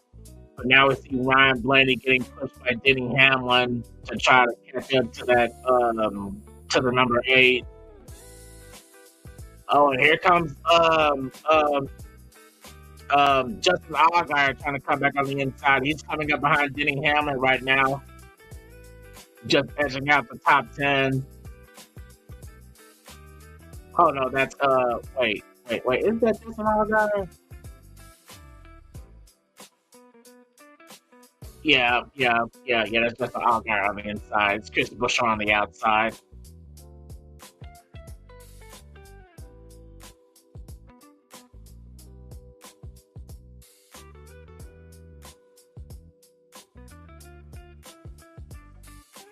Holy crap, they're running hella close right now. He's all over the back. Chris Buescher is all over the back bumper of Hamlin right now.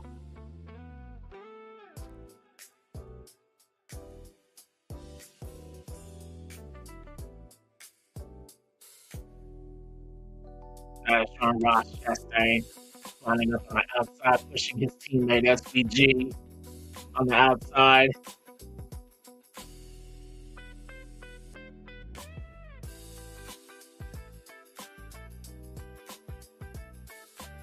And oh boy, they're advertising the United Football League returns March 27th. So you already know Jeff and Tony are going to be all over that.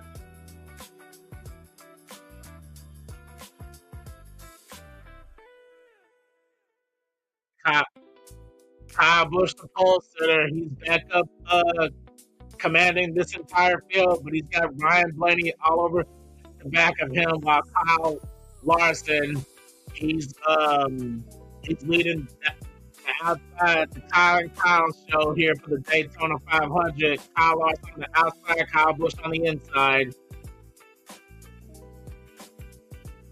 Kyle Larson trying to get a strong run on the outside, but Busch, he's not giving up that lead that easily. Ryan Blaney, he's helping him in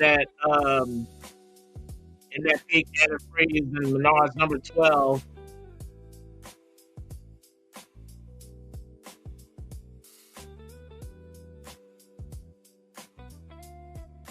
Okay, Kyle Busch running a little bit ahead of the pack right now.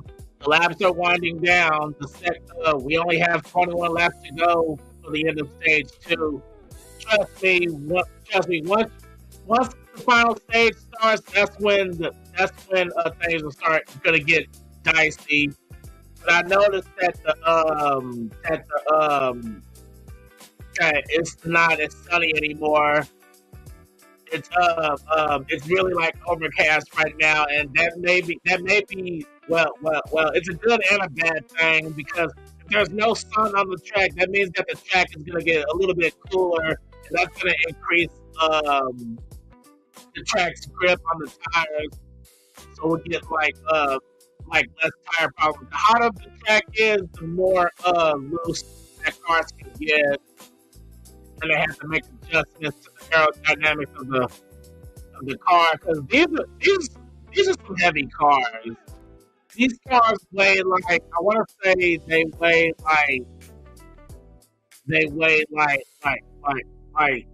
2,000 pounds.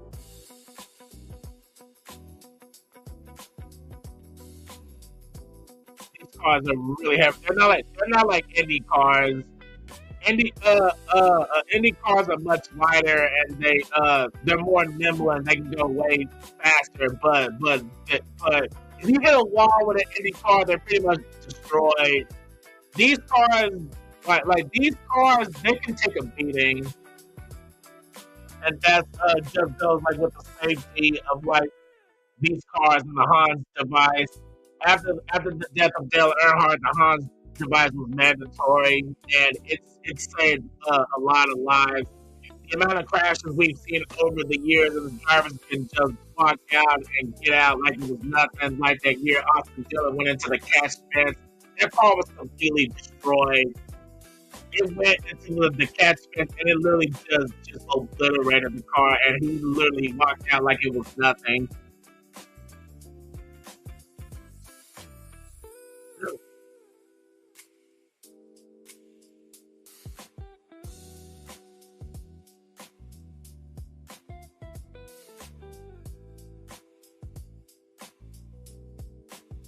Even then, cars is damn heavy. They can reach upwards of almost 200 miles an hour. Yeah, see, right now they're coming out of turn 4 and they're going like 190 right now.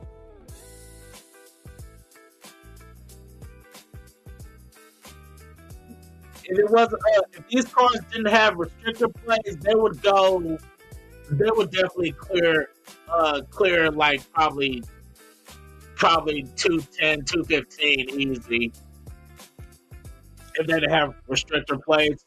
A lot of people don't like restrictor plates, but hey, they do that for safety. They don't want the cars going too fast.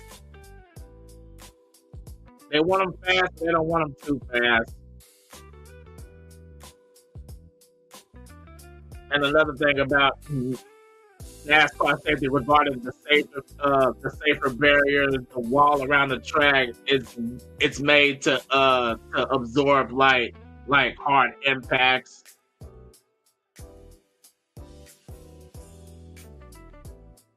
All right, they're showing the overhead cam. Larson and Kyle Larson and Kyle Busch, they're just battling it out for the lead over and over. It's 16 laps to go right now.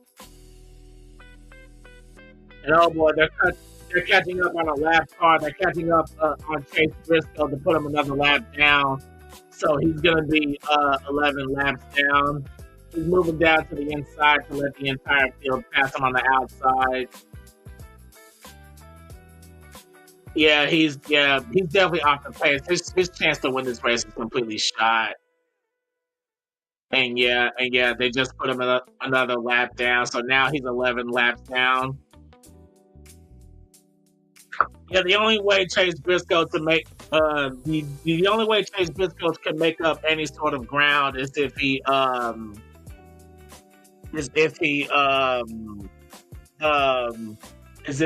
cars just completely wreck out of the race.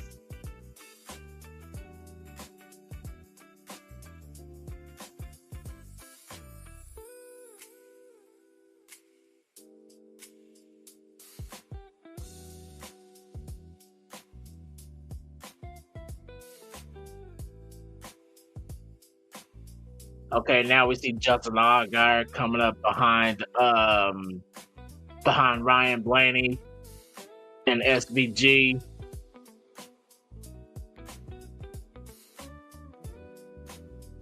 Well, and now they're advertising the first IndyCar race, which is going to be at St. Petersburg on March 1st. So a couple weeks from now.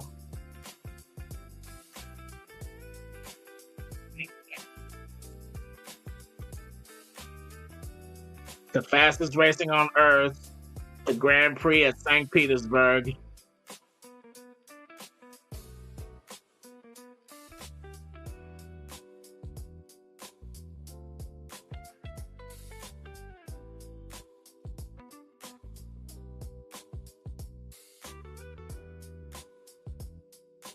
Okay, now they're just showing animation domination.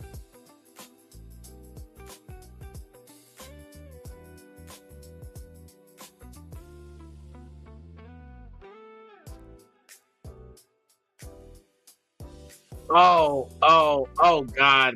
Wow. Kyle Larson just got mega loose. He almost got into Kyle Busch. That was close. Okay, now we see Bubba. He's getting back in the top 10. He's getting behind Justin Allgaier now.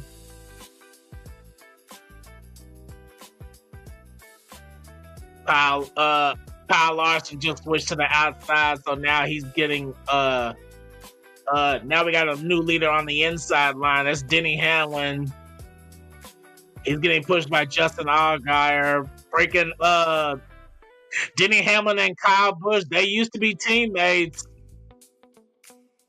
But that changed once Kyle Busch moved to Richard Childress Racing in the 8 car.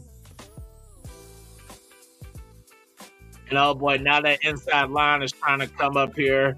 Denny Hamlin's leading it.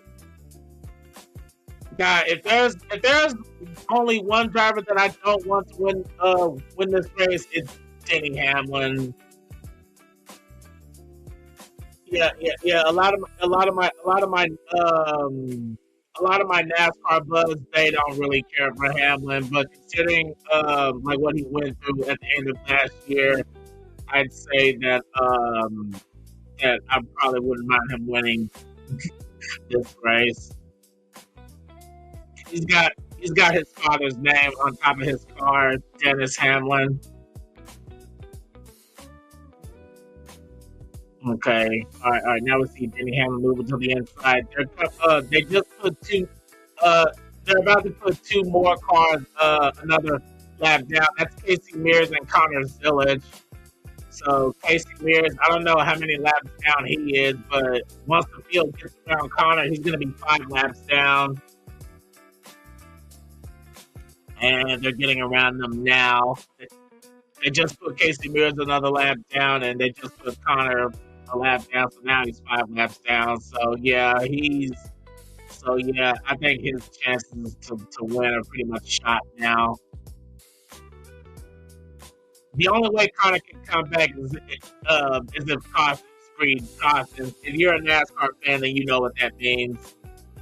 Basically, if they have just one caution after another. But yes, we have less than 10 laps to go now. And for the end of stage 2, Justin Allgaier, he is all over the back bumper of Denny Hamlin now. And Denny Hamlin, he's still leading that inside, but Kyle Busch, he's still hanging on to that lead on the outside, and he just dove down to the inside to block that charging inside line, and now the out, and he's pretty much blocking both lanes right now. You don't want to be blocking too much. It's a bad bump. It'll send your car into the wall or spin it down towards the infield. Now we see Denny Hamlin working on the inside. He just got around Kyle Busch, and he's trying to clear him, which he does. He moves to the outside, but now that's going to open the inside for Justin Allgaier in the 40. JR Motorsports is a single car team in the Cup Series. In the O'Reilly Series, they have 5 cars, I believe. They have 4 or 5 cars. They're a more prominent. They're a more prominent team in the second series. In the Cup Series, they only have 1 car. And oh boy, now we see 34 of Todd Gilliland. He's coming down to the inside right behind Bubba, but Bubba got too far ahead. He doesn't really have like anyone pushing him. Oh! No, Denny Hamlin just turned Justin Allgaier. And oh boy, that wreck, it's a big wreck. Oh man, that's a big one. Ty Gibbs did it. Oh no. Ty Gilliland just got slammed. God. Terry Smith is in it. SVG is in it. God damn it. Whoa, big wreck. Yep, SVG's in it. God damn it. Alex Bowman's in it, the 48 from Hendrick Motorsports. Austin Cindric's in it. Todd Gilliland, he got slammed by someone. I think he got slammed by Alex Bowman. God, big wreck near the end of stage 2. Trying to see what happened. Denny Hamlin, he was coming up on the outside, and I don't know if Allgaier went to block. No. It looks like he just hooked him. It looked like he just hooked him. Eric Jones was in it. Freaking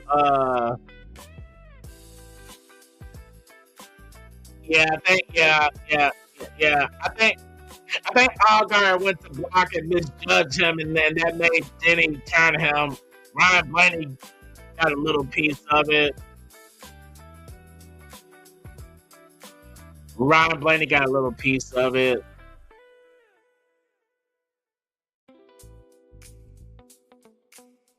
Okay, now they're showing the onboard of Joey Logano. Joey Logano got a little piece of it. He got into Alex Bowman, and he almost hit Zane Smith. Oh my God! Now they're showing Ross. Ross Chastain was in it. He got into Alex Bowman, and then he. Oh wow! Okay. Ross Chastain, he missed both of them. He got like a tiny bit of contact. Okay, now they're showing the onboard of Allgaier went to block Hamlin coming, and he misjudged it, and then he ended up getting turned.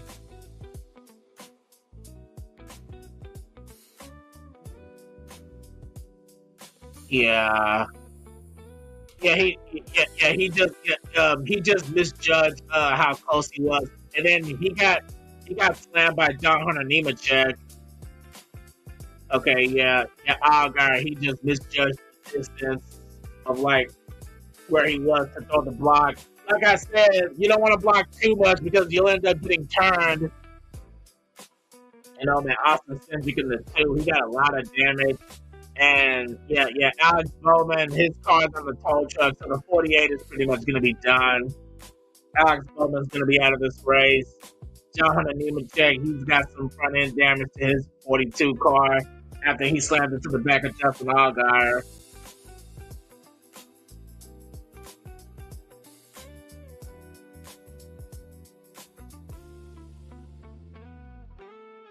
Oh boy. Okay. A crazy wreck to end up for stage 2. I don't know if they're gonna do I don't know if they're gonna do an overtime for stage 2. They may just end it right there. And Justin Allgaier's car's on the tow truck, so Justin Allgaier is done now. Okay, bear with me for a second, guys.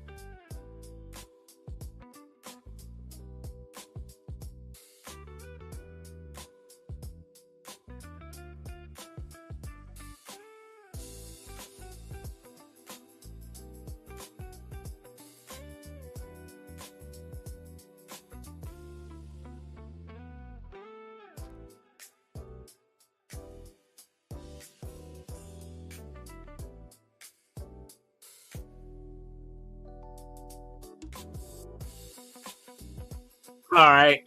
Sorry about that. Okay, they're going over the crash that just happened.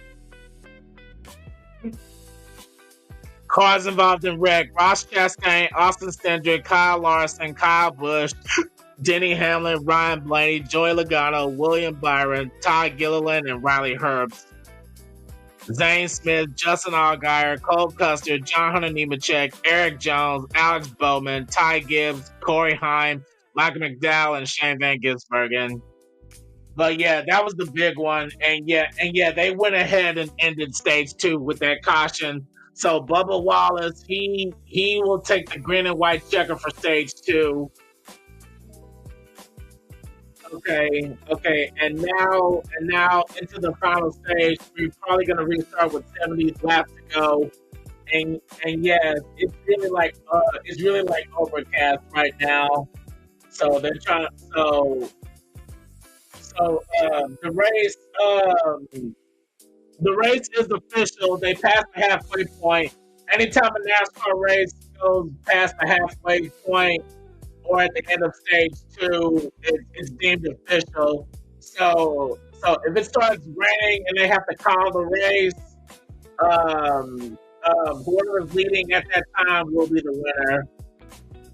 They started the race an hour early because they knew that rain was coming. I mean, and the race did start off sunny, but now all the clouds have rolled in, and they just say it's going to be like storms.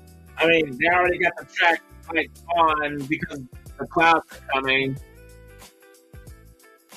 But oh boy, I really hope it doesn't start raining because that blimp is still in the air. If it starts raining, they're gonna have to land that thing. Oh my God! If Bubba Wallace wins the Daytona 500, you know that social media like racists are gonna come out like in full droves. The last time Bubba Wallace won a race, Facebook was down. Hopefully that won't happen again. Like I said, Bubba's pretty good here. I mean, he's finished second place in this race 3 times. The caution lights are still on, so they're not going to restart just yet. But yeah, it's official. Bubba Wallace is the winner of stage number 2, so that's 10 points for him. Okay. We had the first stage. Okay, we had the first stage racing for stage 1 and stage 2. Now the real race is about to begin. This is where the drivers are going to be a lot more ballsy and competitive.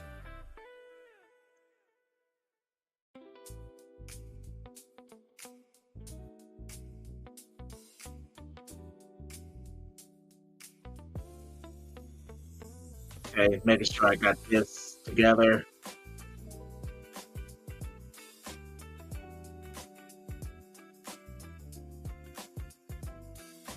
Okay, let me get on the Stadium Junkies channel. Yeah, Noni, I'm back. Oh wow, they're showing the car that the Daytona 500 trophy is modeled after. The experimental car. The experimental car from 1954.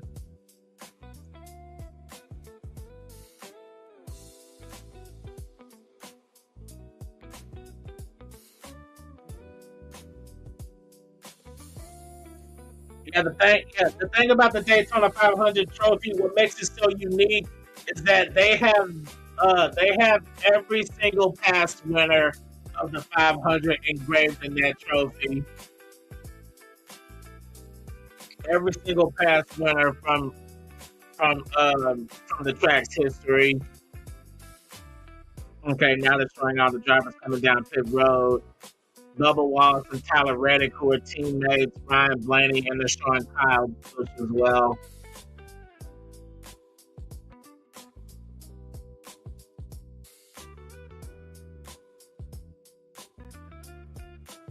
Oh yeah, Tony.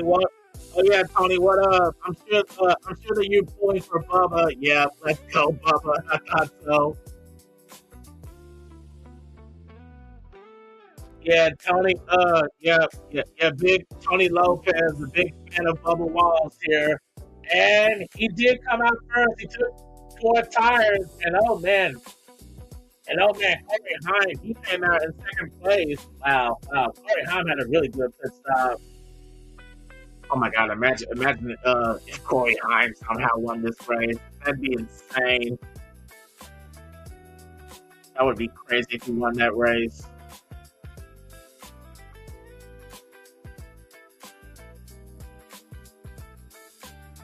I'm so proud of you. Thank you, Noni. Hopefully this won't be a one-time thing. Hopefully if I'm up for it, maybe I'll get to do Talladega on my own. Tony. Noni's calling for you, Tony. Noni's calling for you.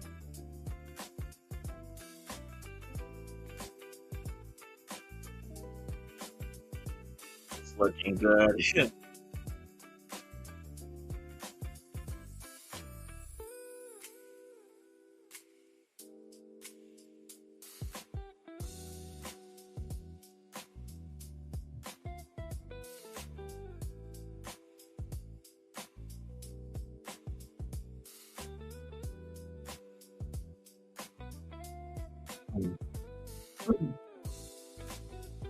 Let's see here.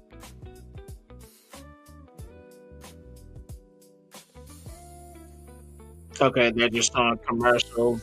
They're still gonna do a couple more pace laps before they get back going.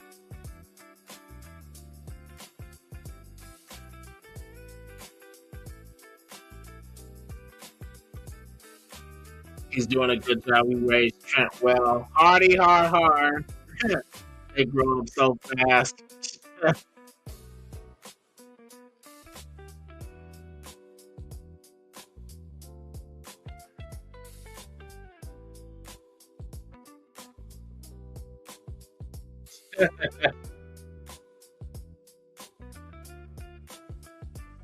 Okay, make sure I got all this together.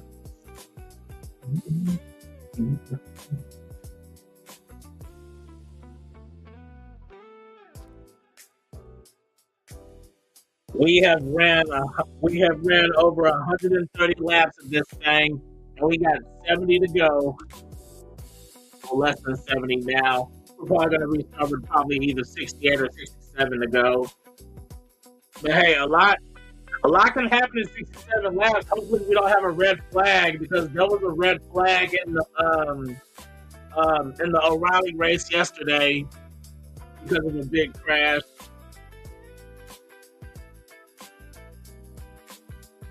And hopefully the rain holds off long enough for us to end this thing under green. But yeah, depending on how many laps are left, if it starts raining, they're probably gonna call it, because to dry a track big is gonna take at least 2 hours. It's just as past halfway, they'll probably just call it at that point. So yeah, the NASCAR recap: William Byron involved in an early crash because BJ McLeod cut his right rear tire.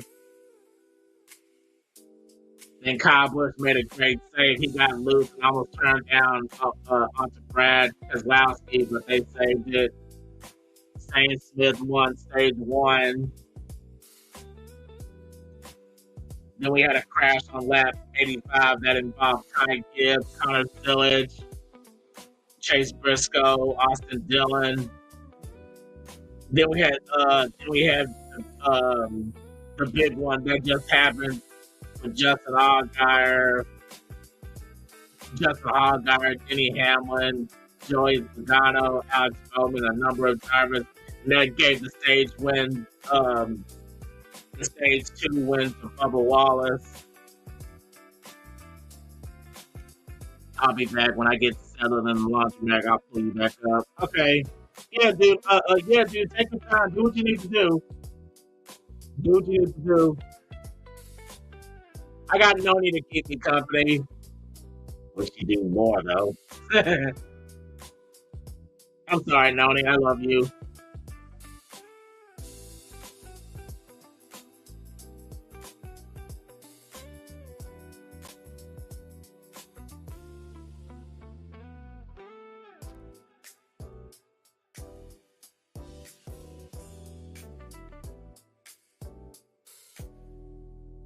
Okay, alright. Okay, RB's driver picks. This is what the commentators are picking to win. And we got two former drivers working together. One of them I hate, Kevin Harvick. I mean, I know what Kevin Harvick did for the sport, but I don't know. I just never liked Kevin Harvick. Clint Boyer. Wow. Both Clint Boyer and Kevin Harvick, they both picked Ryan Blaney. Mike Joy, longtime NASCAR broadcaster, he picks Kyle Busch. Like I said, Ryan Blaney, he's a strong favorite to win this race.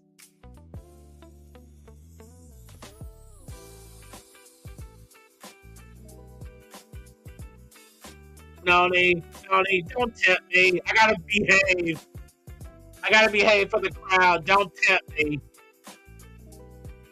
Okay. The lights on the pace car are off, and they're lining up double file. So they're about to get back going, and we're gonna restart with 65 laps to go.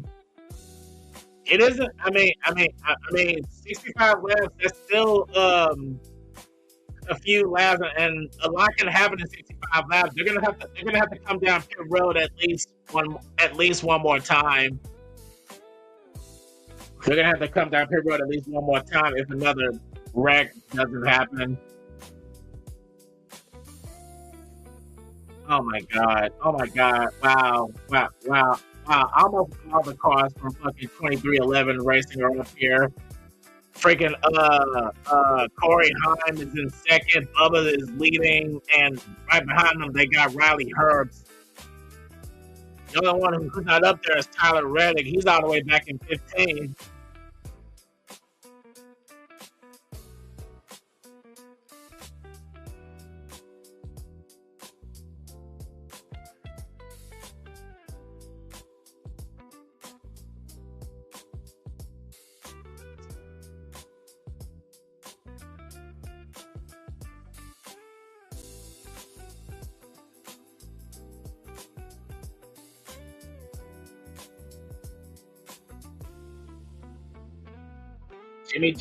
Jimmy Johnson, despite spinning out early in the race, he's back up in the top 20. Right up in front of AJ Allmendinger. He's planning to end his career with a bang.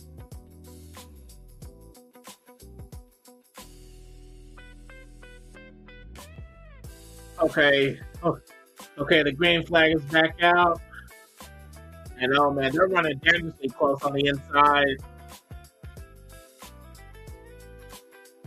This is the first time that Corey Heim is leading like a pack, like under green.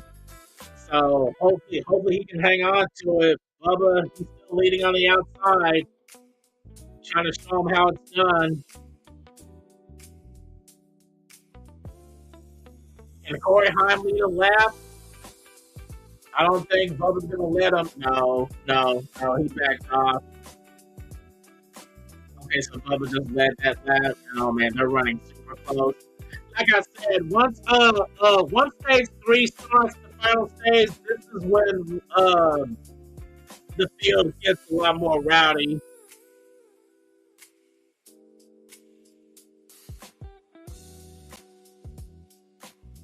And oh man, they're coming down like crazy. Zane Smith just dove down to the inside, right in front of Ryan Blaney. Got Riley Herbst on the inside. Got Chase Elliott,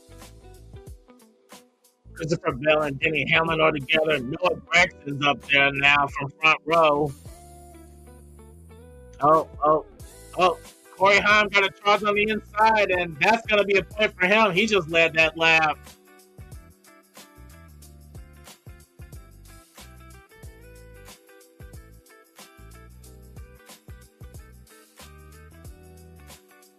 Oh, man. You know, man, they're already going 3 wide racing for 3 wide racing for third right now. Bubba Wallace is still in the middle, going over 190 miles an hour. And we got Riley Herbst pushing Corey Haim back to the lead. They're teammates. And the number 67, unironically, fucking 67 is leading the race right now. So Bubba, he's fighting back on the outside. I bet Tony, if Tony is watching this thing, he's cheering Bubba on right now. It's really, really sad because Bubba Wallace, he's a decent driver and he is talented. It's just that most NASCAR fans hate Bubba, and there's an obvious reason why. It's just people just stuck in their ways. I'm just gonna leave it at that. Like I said, we don't talk about political bullshit on this channel. This is about NASCAR and watching cars make left turns over and over, as some people would call it. You know, man, they're going 3 wide for the lead. Now we see Christopher Bell fighting on the outside, and he's got Cole Custer pushing him from the Haas factory team. They used to be Stewart Haas Racing, but they folded and they just stayed as Haas factory team. And it's 3 wide, just multiple rows back. All 3 rows are being led by Toyotas. Christopher Bell on the outside, Bubba Wallace in the middle, and Corey Haim on the inside.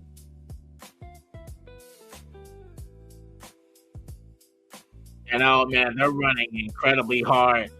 All it takes is one bad bump or one miscom block to send this thing into chaos. 60 laps to go now.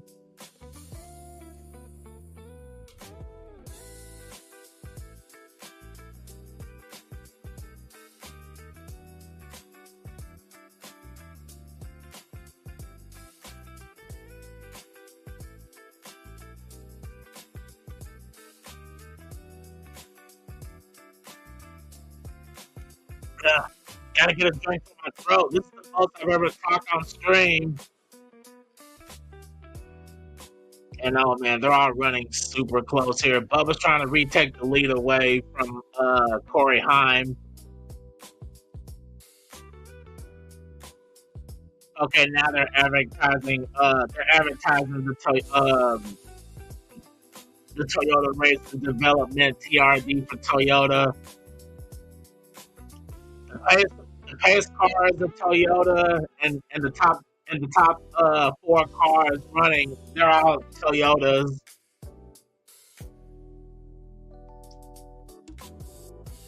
Yeah, Toyota first came into the Cup level back in 2008.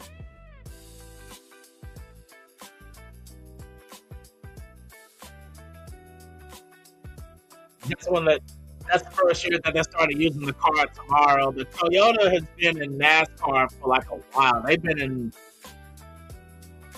believe they've been in the sport as a whole since 2000. I want to say 2007. 2311 Racing are running first, second, fifth.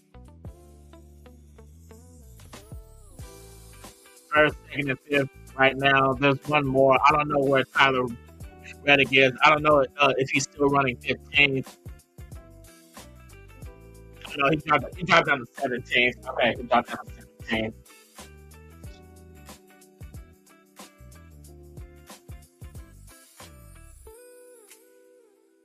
Corey Haim still hanging on to that lead, but he's got Chris Buescher.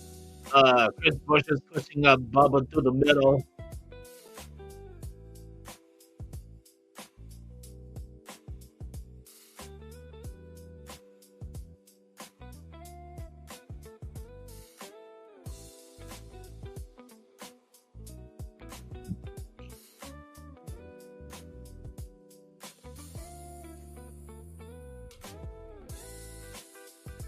with the way this race is going, shit, it might end within the next 30 minutes to an hour or so, depending on if it doesn't start raining. Okay, now we see Jamie Little. She's interviewing Michael Jordan. And Michael Jordan, yes. NBA is Michael Jordan. He does own 2311 Racing.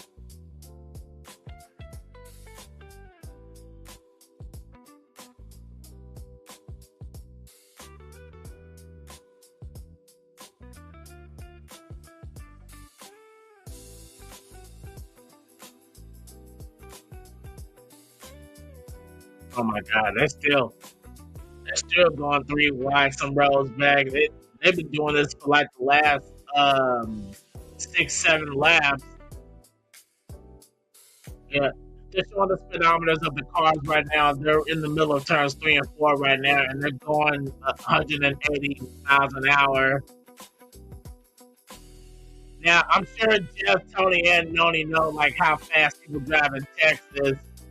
Just imagine going like double or triple that speed at a track like this. Yeah, just imagine going that damn fast.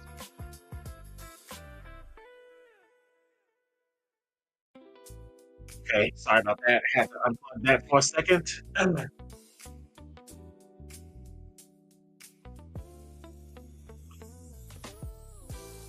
Okay.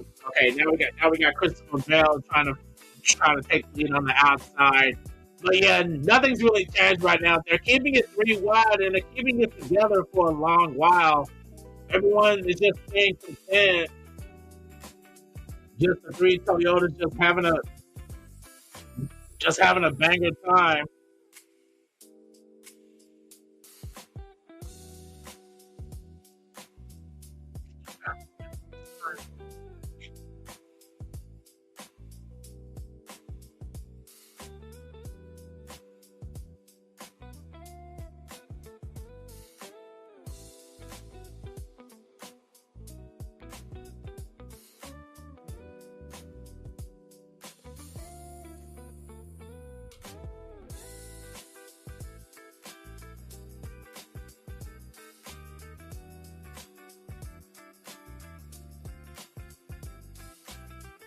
Okay.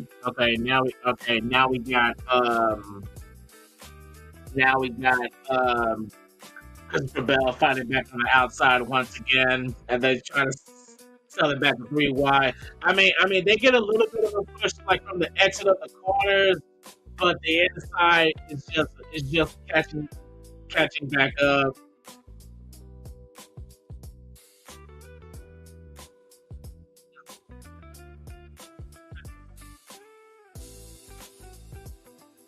Yes, that's not just Allgaier. God, he could have won this for Junior, but unfortunately he's done.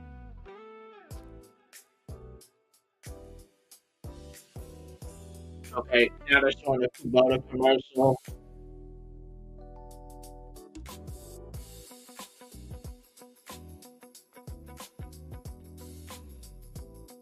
They're still going 3 wide. Now Bubba's back out in front.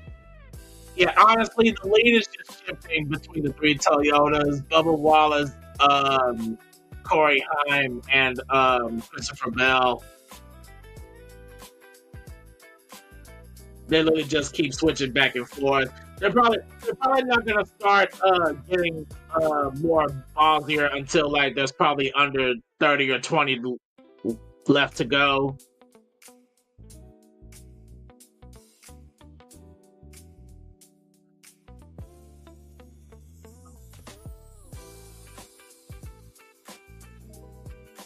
And nobody's not really making any moves right now. It's still 3 wide. Honestly, this is better. This is better racing than what they did in the 500 last year. The Daytona 500 last year, it was boring. As soon as they started train racing, I mean, it was just a snooze fest. And I really, really hate it because these are some of the most talented drivers on the planet. Oh my God, Jimmy Johnson. Jimmy Johnson is running 14th right now. He literally has a legit chance to win his final race. He's up to 12 now. He's fluctuating between 12, 13, and 14 because they're just going 3 wide roads back. I need to message my friend Alex Ferranti. He knows who he is. He is a huge Jimmy Johnson fan. Literally follow his career from when he was a rookie all the way till now. Now he's running his final race. God, I bet Alex is just glued to the TV right now.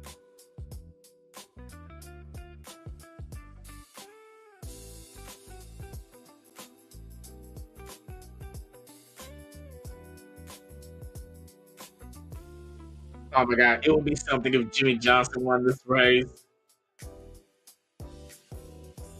Okay. Now they're talking about Cole Custer from the Haas Motor team, or the Haas factory team rather. And oh man, there's another guy up there that I wouldn't mind winning, Ryan Priest.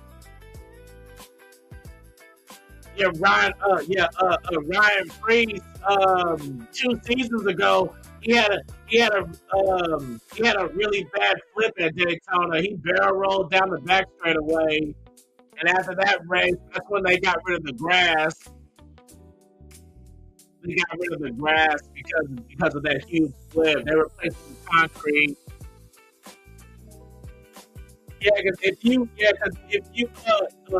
If a car is spinning out super fast and it hits grass, most of the time that's what makes them flip.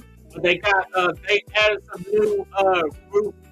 They added some new flaps along the roof of the car, and like the overhead part, like the edges of the car, and they all come up, and that's what keeps the car on the ground because the air resistance pushes the car back on the ground.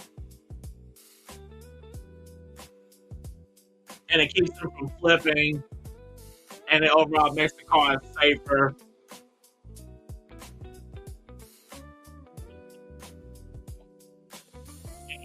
Oh man, they're still going 3 laps in the lead. The 3 Toyotas there, and Corey Hine just led that lap.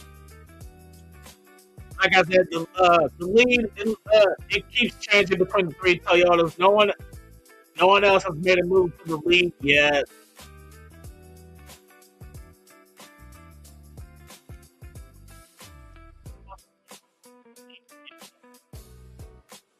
Yeah, no one's made a move for anything yet.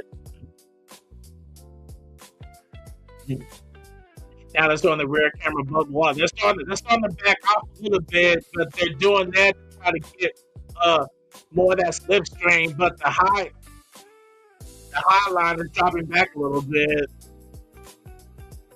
Cole Custer, he's not directly behind Christopher Bell right now, but they're trying to get back up, and now they're going back to NASCAR side by side. Now we have 46 laps to go.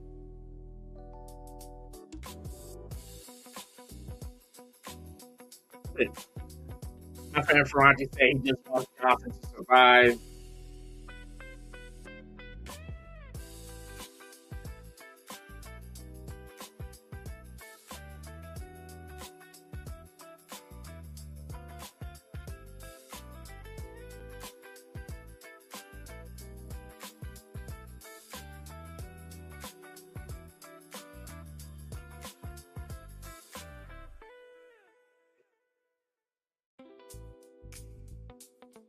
Oh boy.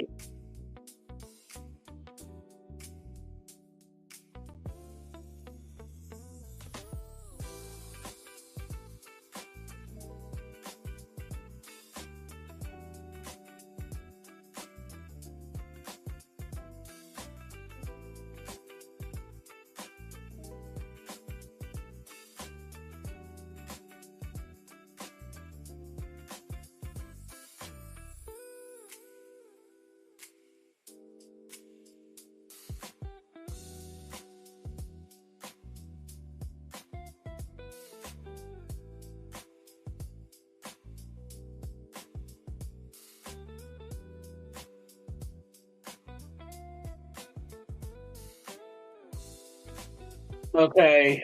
Christopher Bell back out of the 3 wide situation, so now it's just a battle for the lead between teammates Bubba Wallace and Corey Heim.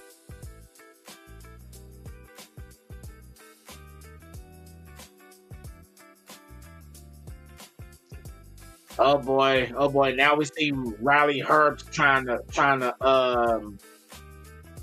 push the 67 some more, and now we see Christopher Bell trying to come back up, but Cole Custer's not giving him enough of a push to get back up there.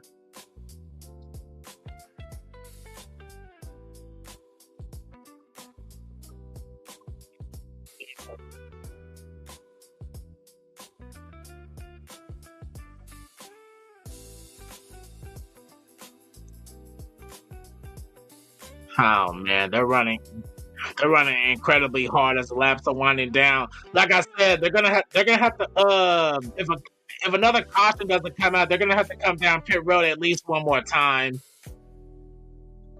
I think the pit window here is like 30 to 40 laps, I think, or it might be 40 to 50. I'm not sure.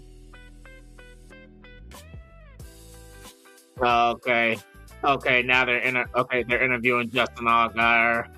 God, that sucks for him. I really hate that he got involved in that wreck. He could have won this for Dale Earnhardt Jr., but just wasn't meant to be.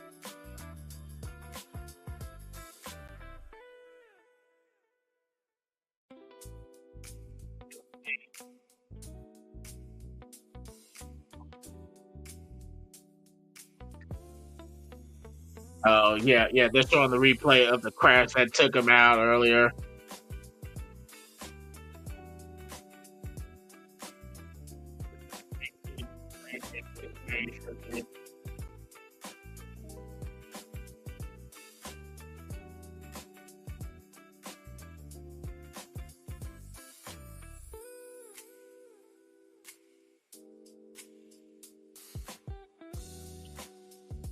Oh, God, Corey. Uh-oh, they stopped doing the 3 wide. Corey Heim. Corey Heim, he got too far ahead. Now Bubba just sucked him back in and took the lead. He briefly led that lap, but Corey Heim is trying to bounce back, and they're trying to do the 3 wide situation again. Christopher Bell can't quite get there in the corner. He's going to have to get him again in the straightaway if Bubba doesn't go up the block.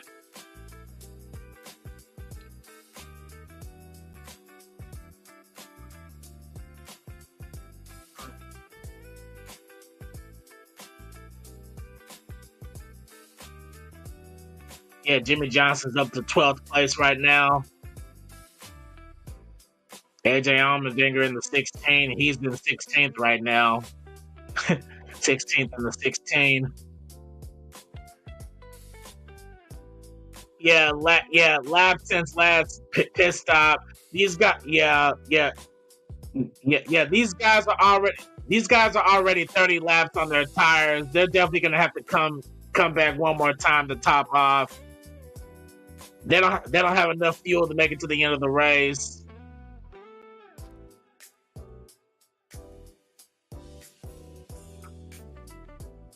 You know, man, and the 3 Toyotas are back dueling for the lead again. God, dude, I bet Corey Heim is like on cloud 9 right now, being able to lead the fucking Daytona 500.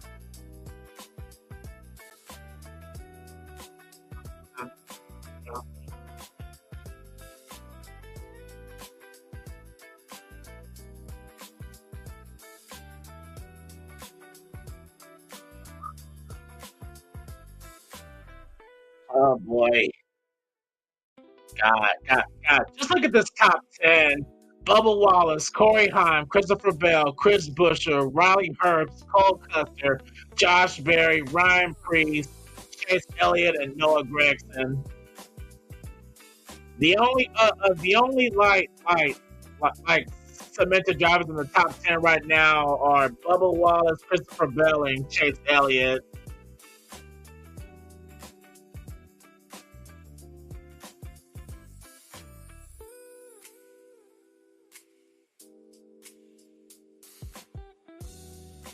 Okay, and now we got under 40 left to go. They may have to come down pit road within the next like 5 or 10 laps.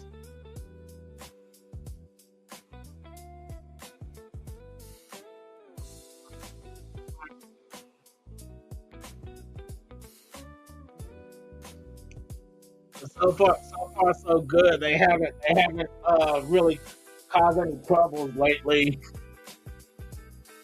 But honestly, all of this is just the calm before the storm.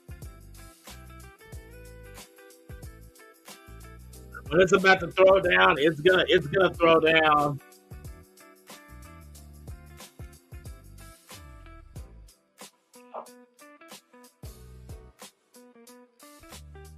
It's really gonna throw down once it gets to it.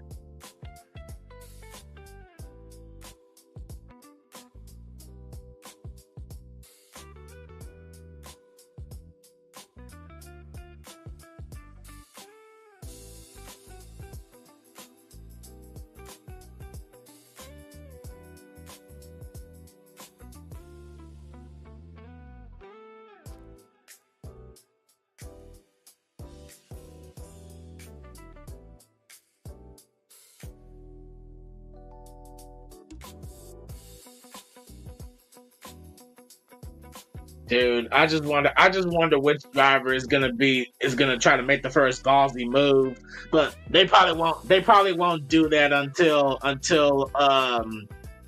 they take the last pit stop. And oh boy, Christopher Bell, he just went from the high lane all the way down to the inside lane, and he just took the lead away. But oh boy, that just disrupted the Toyota powerhouse right now. Now we got Cole Custer leading. Cole Custer I believe he only has one cup win, and that was back in Kentucky, I think 4 or 5 years ago. But yeah, Cole Custer, he's a bit of a lackluster driver. In the O'Reilly series, he was pretty good, but in Cup, he's been lackluster. He hasn't really done anything since that Kentucky win. And I thought he was gonna take the lead away from Bubba, but I'm trying to see who he has behind him. He has Ryan Priest pushing him. I mean, he's pushing him in the back straightaway, but he's not pushing him enough. Bubba's still hanging on to that lead. Chris Busch is now coming up on the inside, and Christopher Bell, he's still on the outside. Or the inside, rather. Christopher Bell's on the inside. Cole Custer's on the outside. And Cole Custer's getting a run on the outside, and I thought he led that lap, but no, he didn't. He came close.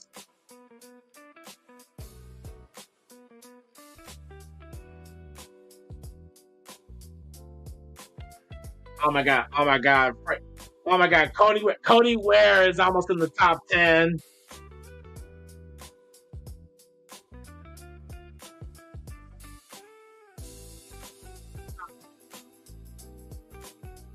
God, Cody Ware. Talk about a real shot in the dark. If Cody Ware wins the freaking 500, you already know someone. If someone bet on Cody Ware to win this race, they're gonna win a crap ton of money.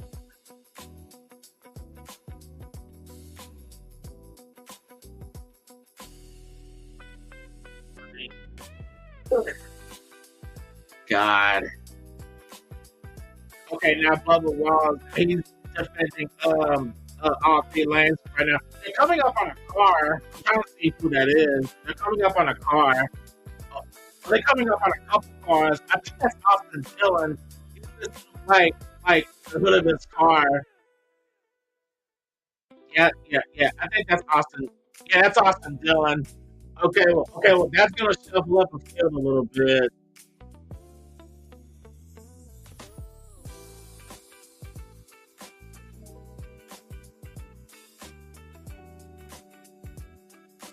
Okay, Bubba Wallace leads another lap. No one's really going for anything right now. The laps are winding down. They got 32 to go right now.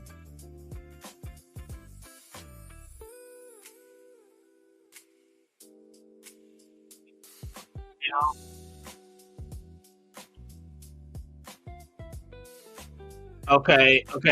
That's Austin Cindric. They just put Austin Cindric another lap down. They just put Austin Cindric another lap down, and I think they already got around Austin Dillon.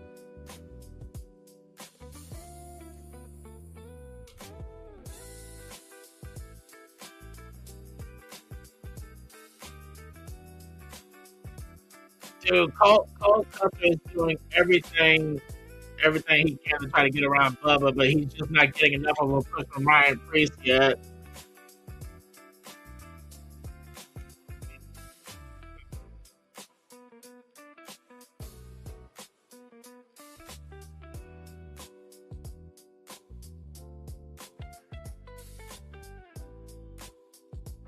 Oh my God, Cole Custer is side by side with Bubba right now.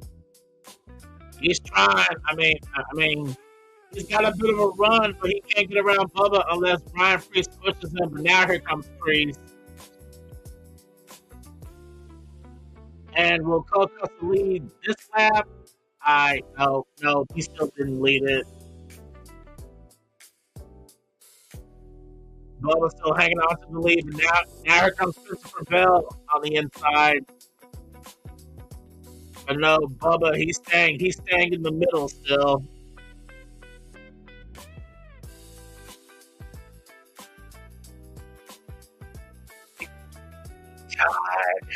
God, they're running super close right now.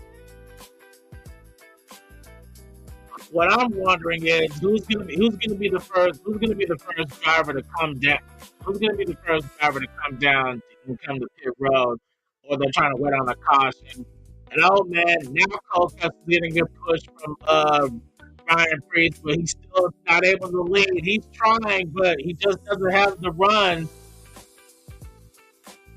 He's not getting the run out of the corner. Oh my God, fucking Ross Chastain, he's stuck on the hot side right now. He's in 5th place right now. That's the guy's shirt I'm wearing right now.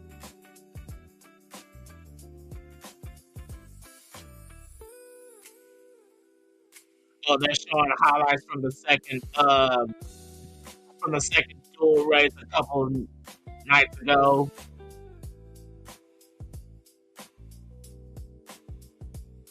Oh yeah, they're showing the move that Ross made.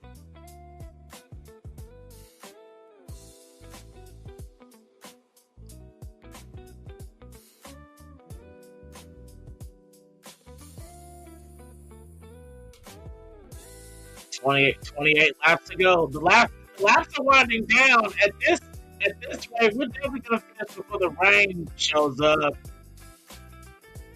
It's good that they started the race an hour earlier.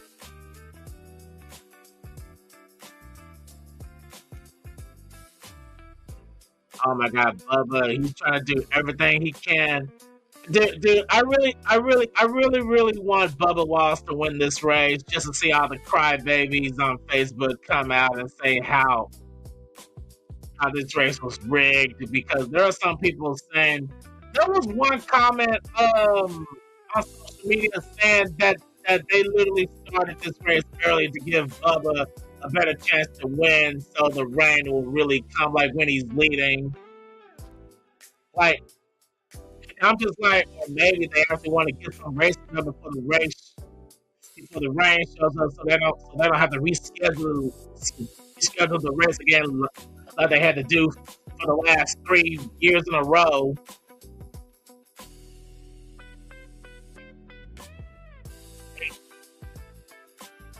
I like how a lot of people don't like Bubba Wallace, but they know like exactly how he raced. I mean, a lot of people say that he was going to be leading like at this point, and he actually is leading now.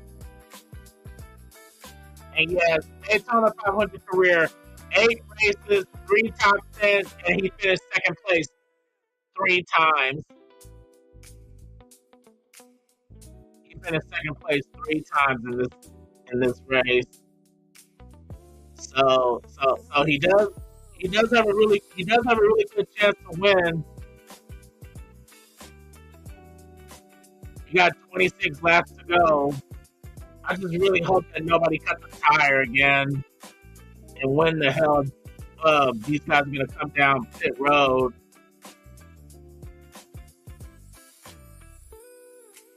And oh man, now Bubba's running away with the lead a little bit, but you don't want to get too far ahead because you're gonna get freight trained if you do. Bubba's a little bit by himself in the lead right now, and they're going 3 wide for second place. Cole Custer's still hanging on to second place on the outside line. And there you go. He went back with the pack.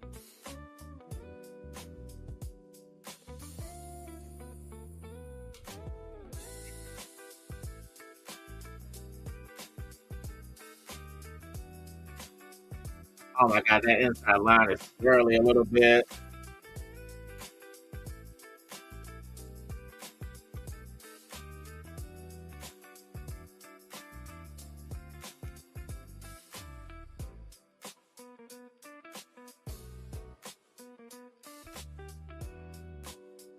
Okay, they're trying to settle it back out to 3 wide once again, but it's still all about Bubba.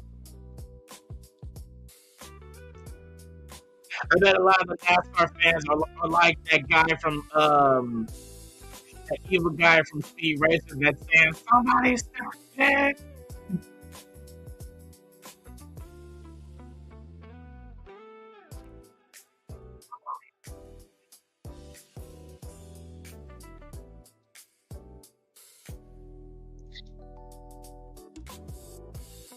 Oh man. Okay, now we see Christopher Bell and Chris Buescher. They broke away from the 3 wide pack, and now they're going side by side for second place, and it's still 3 wide behind them. 23-11 running order. Bubba first, Corey Heim fourth, Riley Herb seventh, and Tyler Reddick 13th. Okay, so Tyler Reddick, he moved up a couple of spots from the last time they talked about him, but he's still out of reach. Okay, they're trying to bring it back to 3 wide right now. Bubba Wallace, he's got a little bit of debris on his grill. That's gonna cause his car to overheat a little bit. He's gonna have to jump behind somebody to get it off, but I don't think he wants to surrender that lead. Because if he does, it's going to be super hard for him to get it back.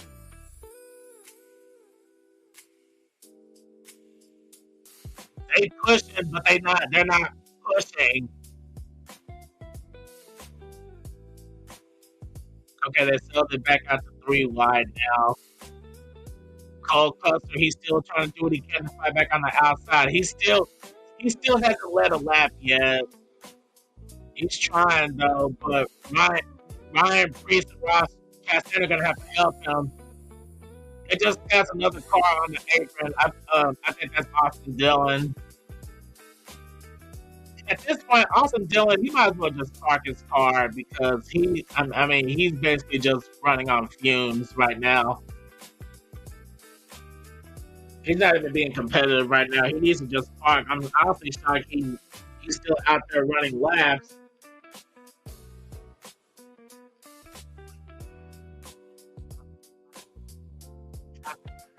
That middle lane just got a little bit swirly. Josh Berry's up there with Noah Gregson pushing up behind him.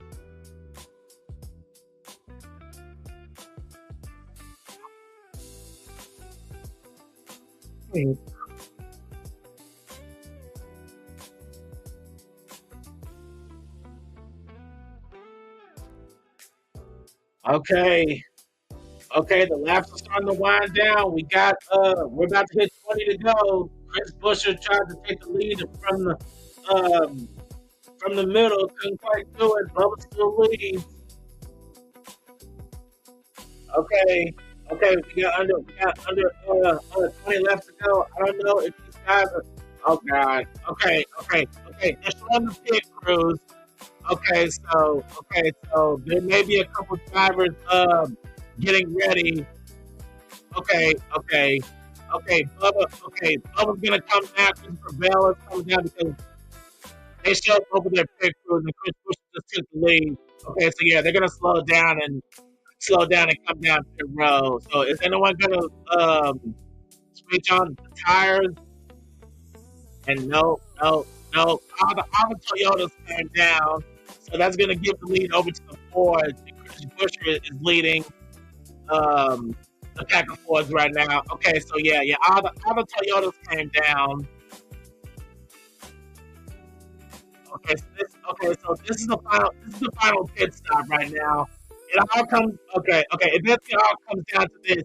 If you've been following all day, you do not need to screw up here. An untimely speeding penalty will just ruin this entire race for somebody, and it's happened in the past. Okay, all the Toyotas just left pit road. You do not need a penalty. You do not need a pit road speeding penalty at this late stage in the race.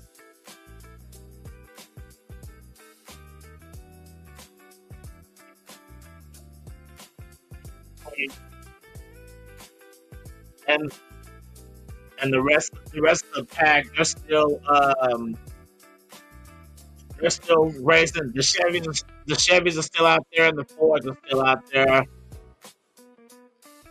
Nobody made an indication for pit road yet. Okay, are the Fords coming down now? And nope. We got a couple of Chevys are coming down now.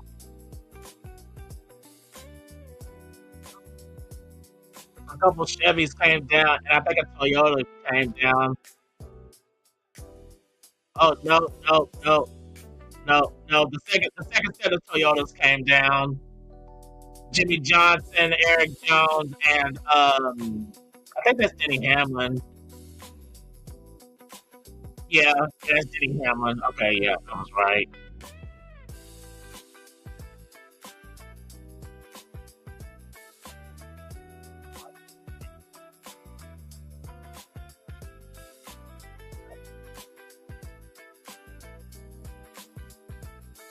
All right. Next time by, they're still okay. The Fords are still staying out, and they're second.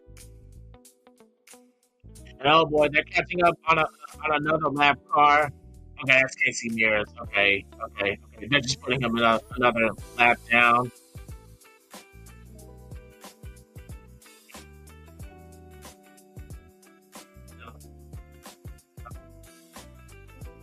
Okay, the second set of Toyotas, they came out in front. So right now, Bubba, they're leading. Bubba, Christopher Bell, and Corey Heim, they're leading like the second pack. They're gonna catch these other two cars. That's Eric Jones and Denny Hamlin. Okay, now the Fords just came down pit road. Okay, so that's going to give the lead over to the Chevrolets, which is being led by Kyle Busch in the 8.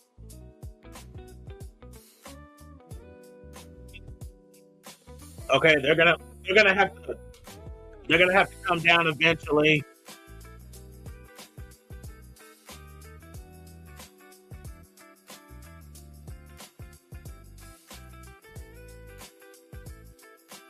Okay, so far, no one's committed a speeding penalty yet, so that's good.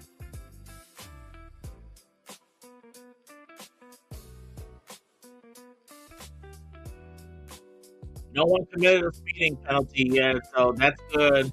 No one screwed up in that department.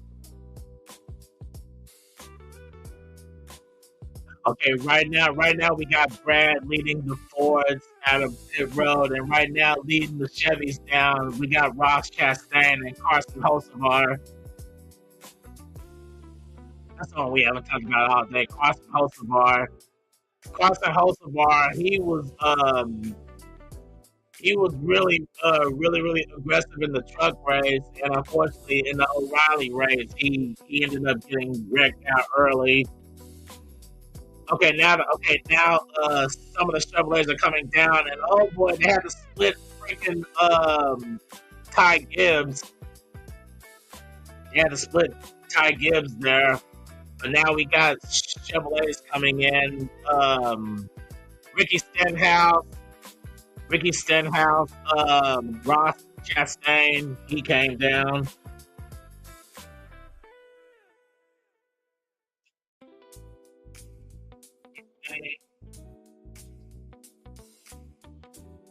Carson Hocevar came down as well. Okay, so it was Carson Hocevar, Ricky Stenhouse, Ross Chastain, and I'm trying to see that fourth car. I couldn't tell who it was.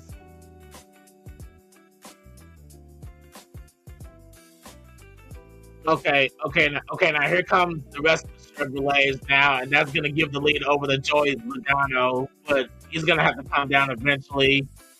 Oh, Joey Logano, Ryan Blaney, he stayed out, and Michael McDowell, he also stayed out. I'm trying to see who the leader is going to be. Oh, God, what is happening? And oh boy, Gas and Go, and oh boy, Brad, he just got. Oh wait, that's not Brad. That's Kyle Busch. They're trying to hurry up and get going because here comes the lead pack.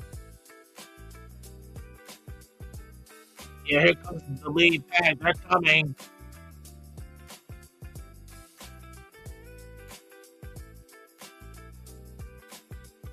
Hey, race update. Wow. I'm really shocked that there were no pit speeding penalties. Okay, I think the last group of cars are coming down pit road right now. Yeah, Joey Logano, Ryan Blaney, and Zane Smith. They're the last cars to come down, but Malcolm McDowell's the last car to pit, so he's still the leader right now. So the leader, okay. So the lead pack once they get back going, it's gonna be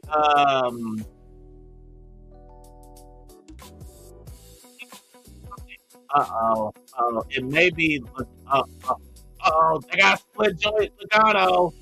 Oh God. Oh my God. That's gonna be. Oh my God.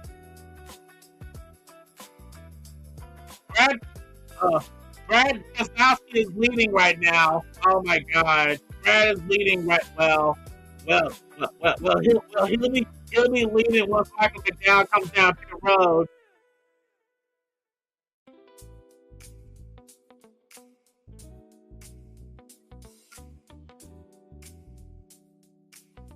Oh my God! And now we got Tyler Reddick going on the outside now. He's being pushed by Carson Hocevar. Oh my God! Hocevar is up there. Oh my God! Carson Hocevar, he is super aggressive. He might cause a wreck in this thing. I hope he doesn't. Oh, well, speed of wreck. Oh no! Denny Hamlin just took out his own teammate.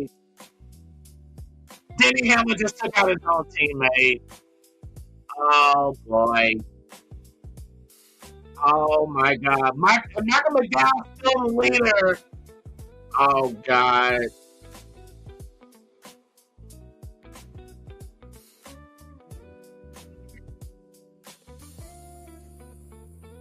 Oh well. Christopher Bell's done. God, he was leading for a while too. Oh my God, Michael McDowell won the Daytona 500 He won it three years ago. He won the Daytona 500 in 2023. Oh my God, he could do it again. He has a chance. He could do it again. Oh my God.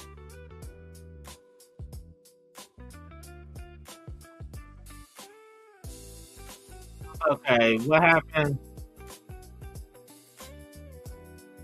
Okay, yeah. That wasn't Hamlin's fault. Corey Heim got into Denny. He got into the back of Denny Hamlin's car, got him loose, and then that's what made Denny Hamlin get into Christopher Bell.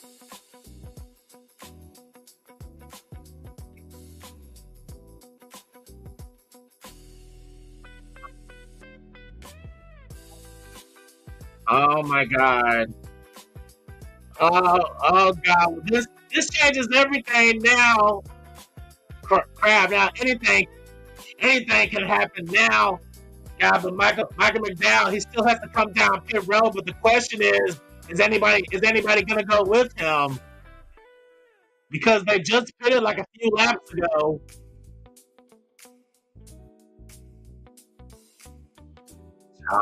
This changes everything.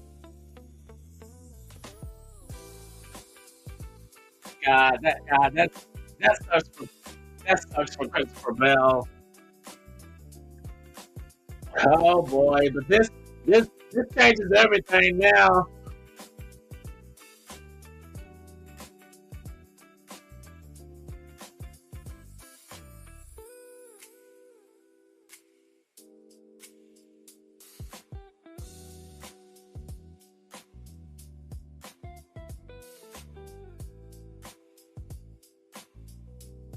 Oh my God.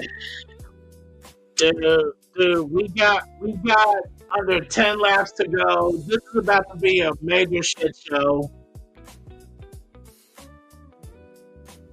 Like I said, the calm before the storm. Well, the storm's about to pick up now. The storm is about to pick up.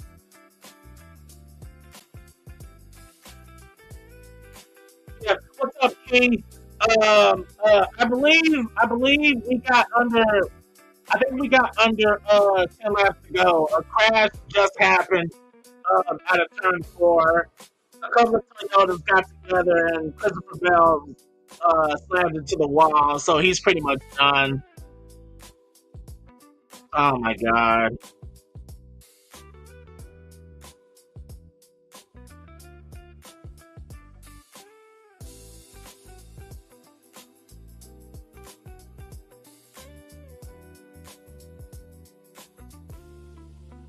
Oh boy.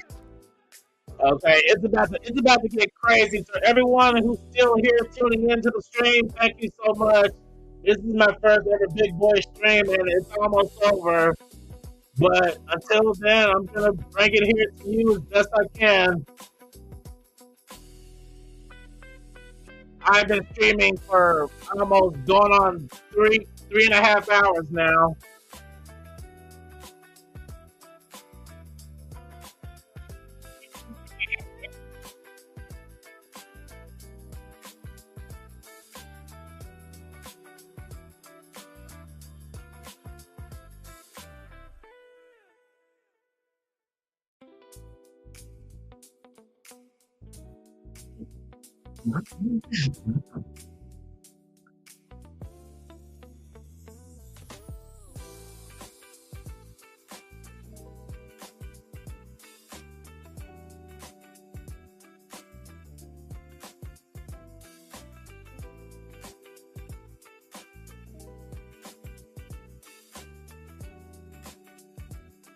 I guess I will.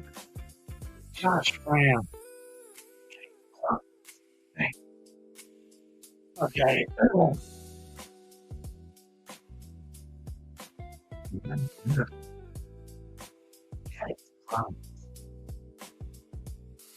Yeah, this one of the past Daytona 500 winners. William Byron, he won the Daytona 500 2 years in a row. He won 2024 and 2025.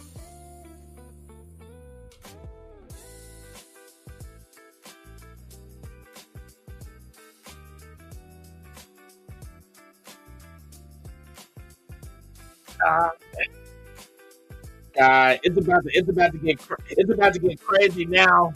We got 6 laps to go. 6. and Michael McDowell is still leading.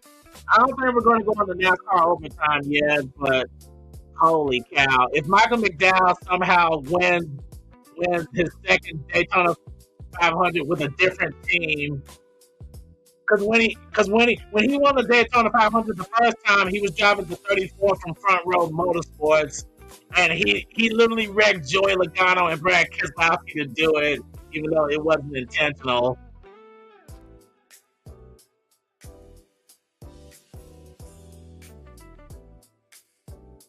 Oh my God! A lot can happen in 6 laps, but they're probably gonna run a couple more. I don't even think that they opened the road yet. We've had 23 different leaders today, and that's a Daytona 500 record. That just goes to show how much better the race has gotten compared to last year's. I don't even think they opened the pit road yet because they still got the safety trucks on the track. Okay, and now we got. Oh, okay. We're gonna restart with 4 laps to go. Okay, the lights on the pit car are off. They're lining up double file. Oh my God! The only person in the top 5 I don't want to win is William Byron because he's won the last 2 years in a row. But Tyler Reddick, I wouldn't mind. Michael McDowell, I wouldn't mind. Olsavar, this would be big for him. Brad Keselowski, the 2012 champion, I wouldn't mind him winning. And my friend Dylan, he desperately wants him to win because he's actually there at the track. And Bubba Wallace, I want Bubba Wallace to win, and plus I just want to see how social media is gonna cry, like if he wins, because you know they're going to.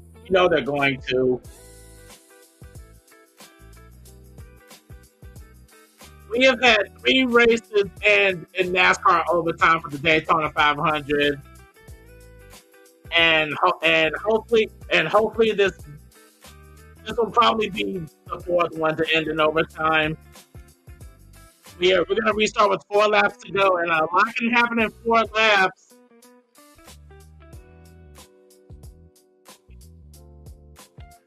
Like I said, the only guy in the top 5 I don't want to win is William Byron. He's the only one I don't want to win. I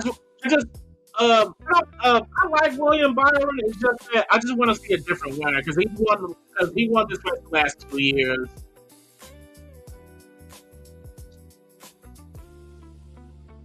Yeah, I don't have a problem with Byron. I just want a different winner.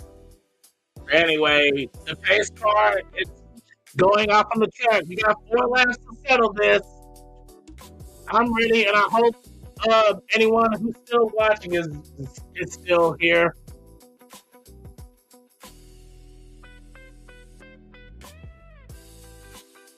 Come on, Bubba. Uh-oh, Michael McDowell, he's going too far ahead. Carson Holzapar didn't get that good of a start. Come on, Carson, push your teammate. Push your teammate, Carson. And oh man, Kyle Busch, he just dove down to the inside to get in front of someone. That was close. Come on, Carson. Oh. Tyler Reddick, what are you doing? Oh. Michael McDowell, I don't think that was a good move. Oh my God, now Bubba's pushing Tyler Reddick. Oh my God, they're going 3 wide for the lead now. Michael McDowell, he's still hanging on to the lead, and Carson, oh my God, Carson's pushing the hell out of him. Oh my God.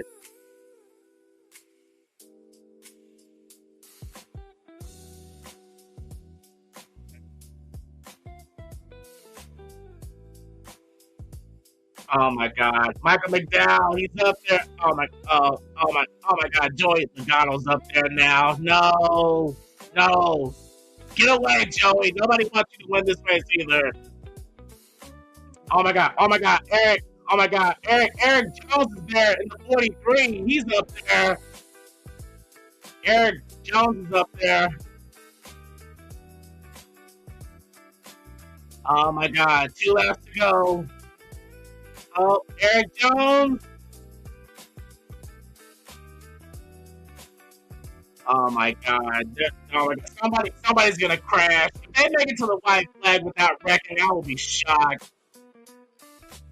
Okay, well, I wanted Bubba to win, but I don't think he's gonna win. He's too far back. Oh my God. Carson Hocevar. Oh God, here comes Carson, here comes Tyler Reddick. Oh!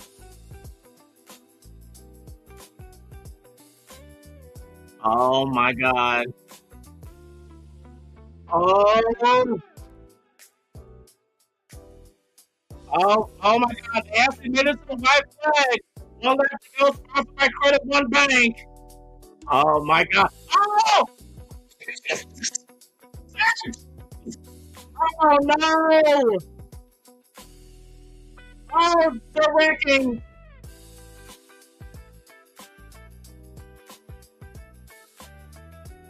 Oh my God. Oh my God. Chase Elliott is in the lead now, but here comes Zane Smith and Riley Hurst and Tyler Reddick. Tyler Reddick doesn't have help. Oh my God. Zane Smith. Oh my God. Here comes Tyler Reddick now on the outside, coming up from Riley Hurst. Oh no, Riley Hurst. Oh no. Tyler Reddick. Tyler Reddick got it. Tyler Reddick won the Daytona 500. Oh my God. Tyler Reddick, 23-11 racing, just won the Daytona 500. Tyler Reddick.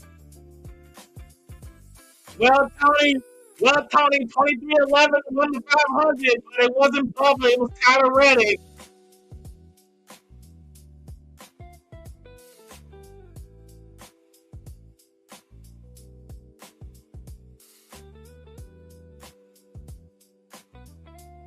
Ricky Stenhouse Jr. got second. How about that? Bubba got a top 10. Brad got 5th. Logano got 3rd somehow.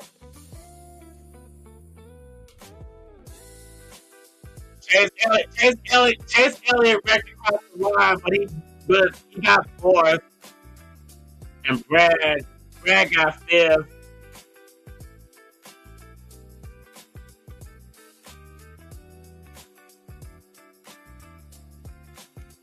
Oh wow, Ryan Priest. When did Ryan Priest finish? Was he one of the drivers that got spun around in that first wreck?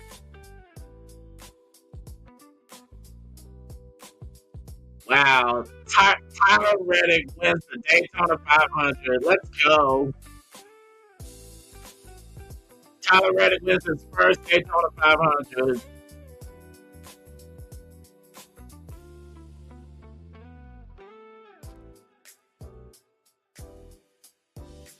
Oh my gosh. We had two different wrecks happening on that final lap. I'm honestly shocked that they made it to the white without wrecking.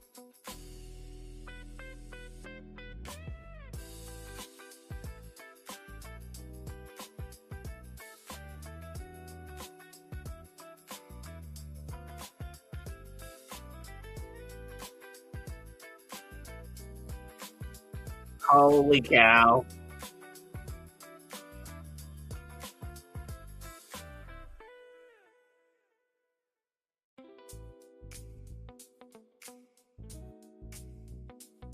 But yeah, Riley Herbst pretty much wrecked the field to let his teammate win.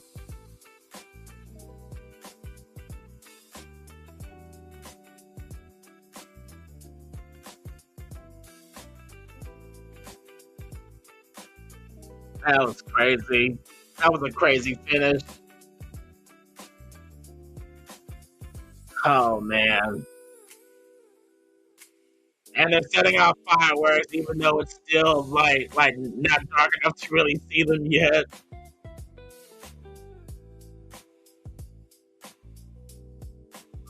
man, I really feel for Michael McDowell. Michael McDowell ended up finishing 22nd. Damn.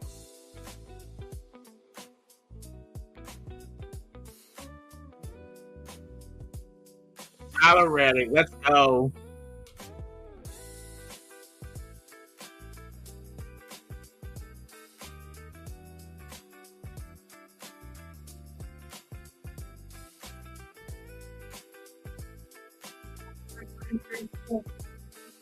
That's crazy.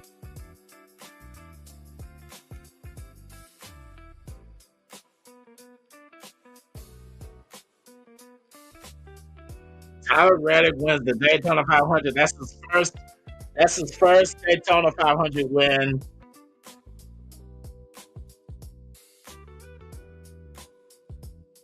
Oh man. Just looking at the driver interview now, and he is ecstatic.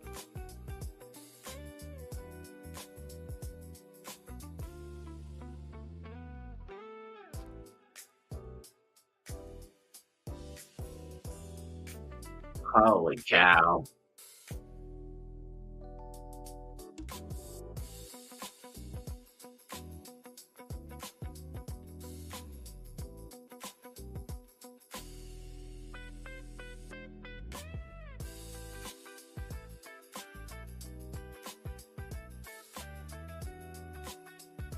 Uh-oh. We got Chris Buescher and Josh Berry talking to each other. I don't know what happened between them, but it looked like they were arguing about something.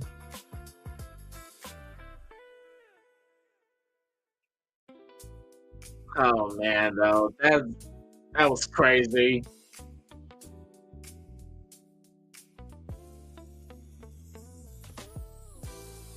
Now they're showing Bubba.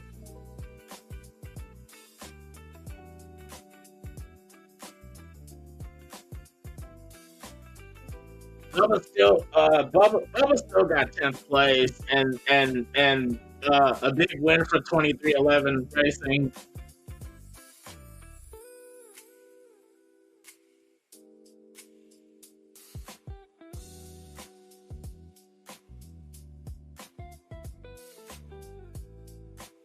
Tyler Reddick with the freaking Chamba Casino sponsorship on his number 45 Camry.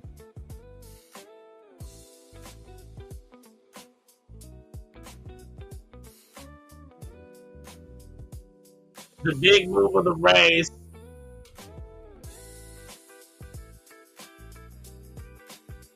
Yeah, the 47 pushed Eric Jones, and then he just got a bad bump and took out Carson Hocevar, and that also took out Michael McDowell. Damn. And then Bubba got stuck behind William Byron when he came back up onto the track. Okay, yeah, so that's what happened to McDowell. And Chase Elliott, he was leading, and Zane Smith was coming up like behind him, pushing him. Chase Elliott had a clear shot heading into turns 3 and 4. Then Zane Smith was trying to come on the outside. Tyler Reddick came on the outside. Chase Elliott went to block, and then Reddick dove back down on the inside. And then Herbst tried to cut to the outside. And then he got in front of Brad, and then that's what made him got hurt. He misjudged the block, and that pretty much just gave it away to Tyler Reddick. He had too good of a run on the outside, and Chase Elliott couldn't block him. If he did try to block him, Elliott would have got wrecked. I mean, he would have got wrecked earlier than he did.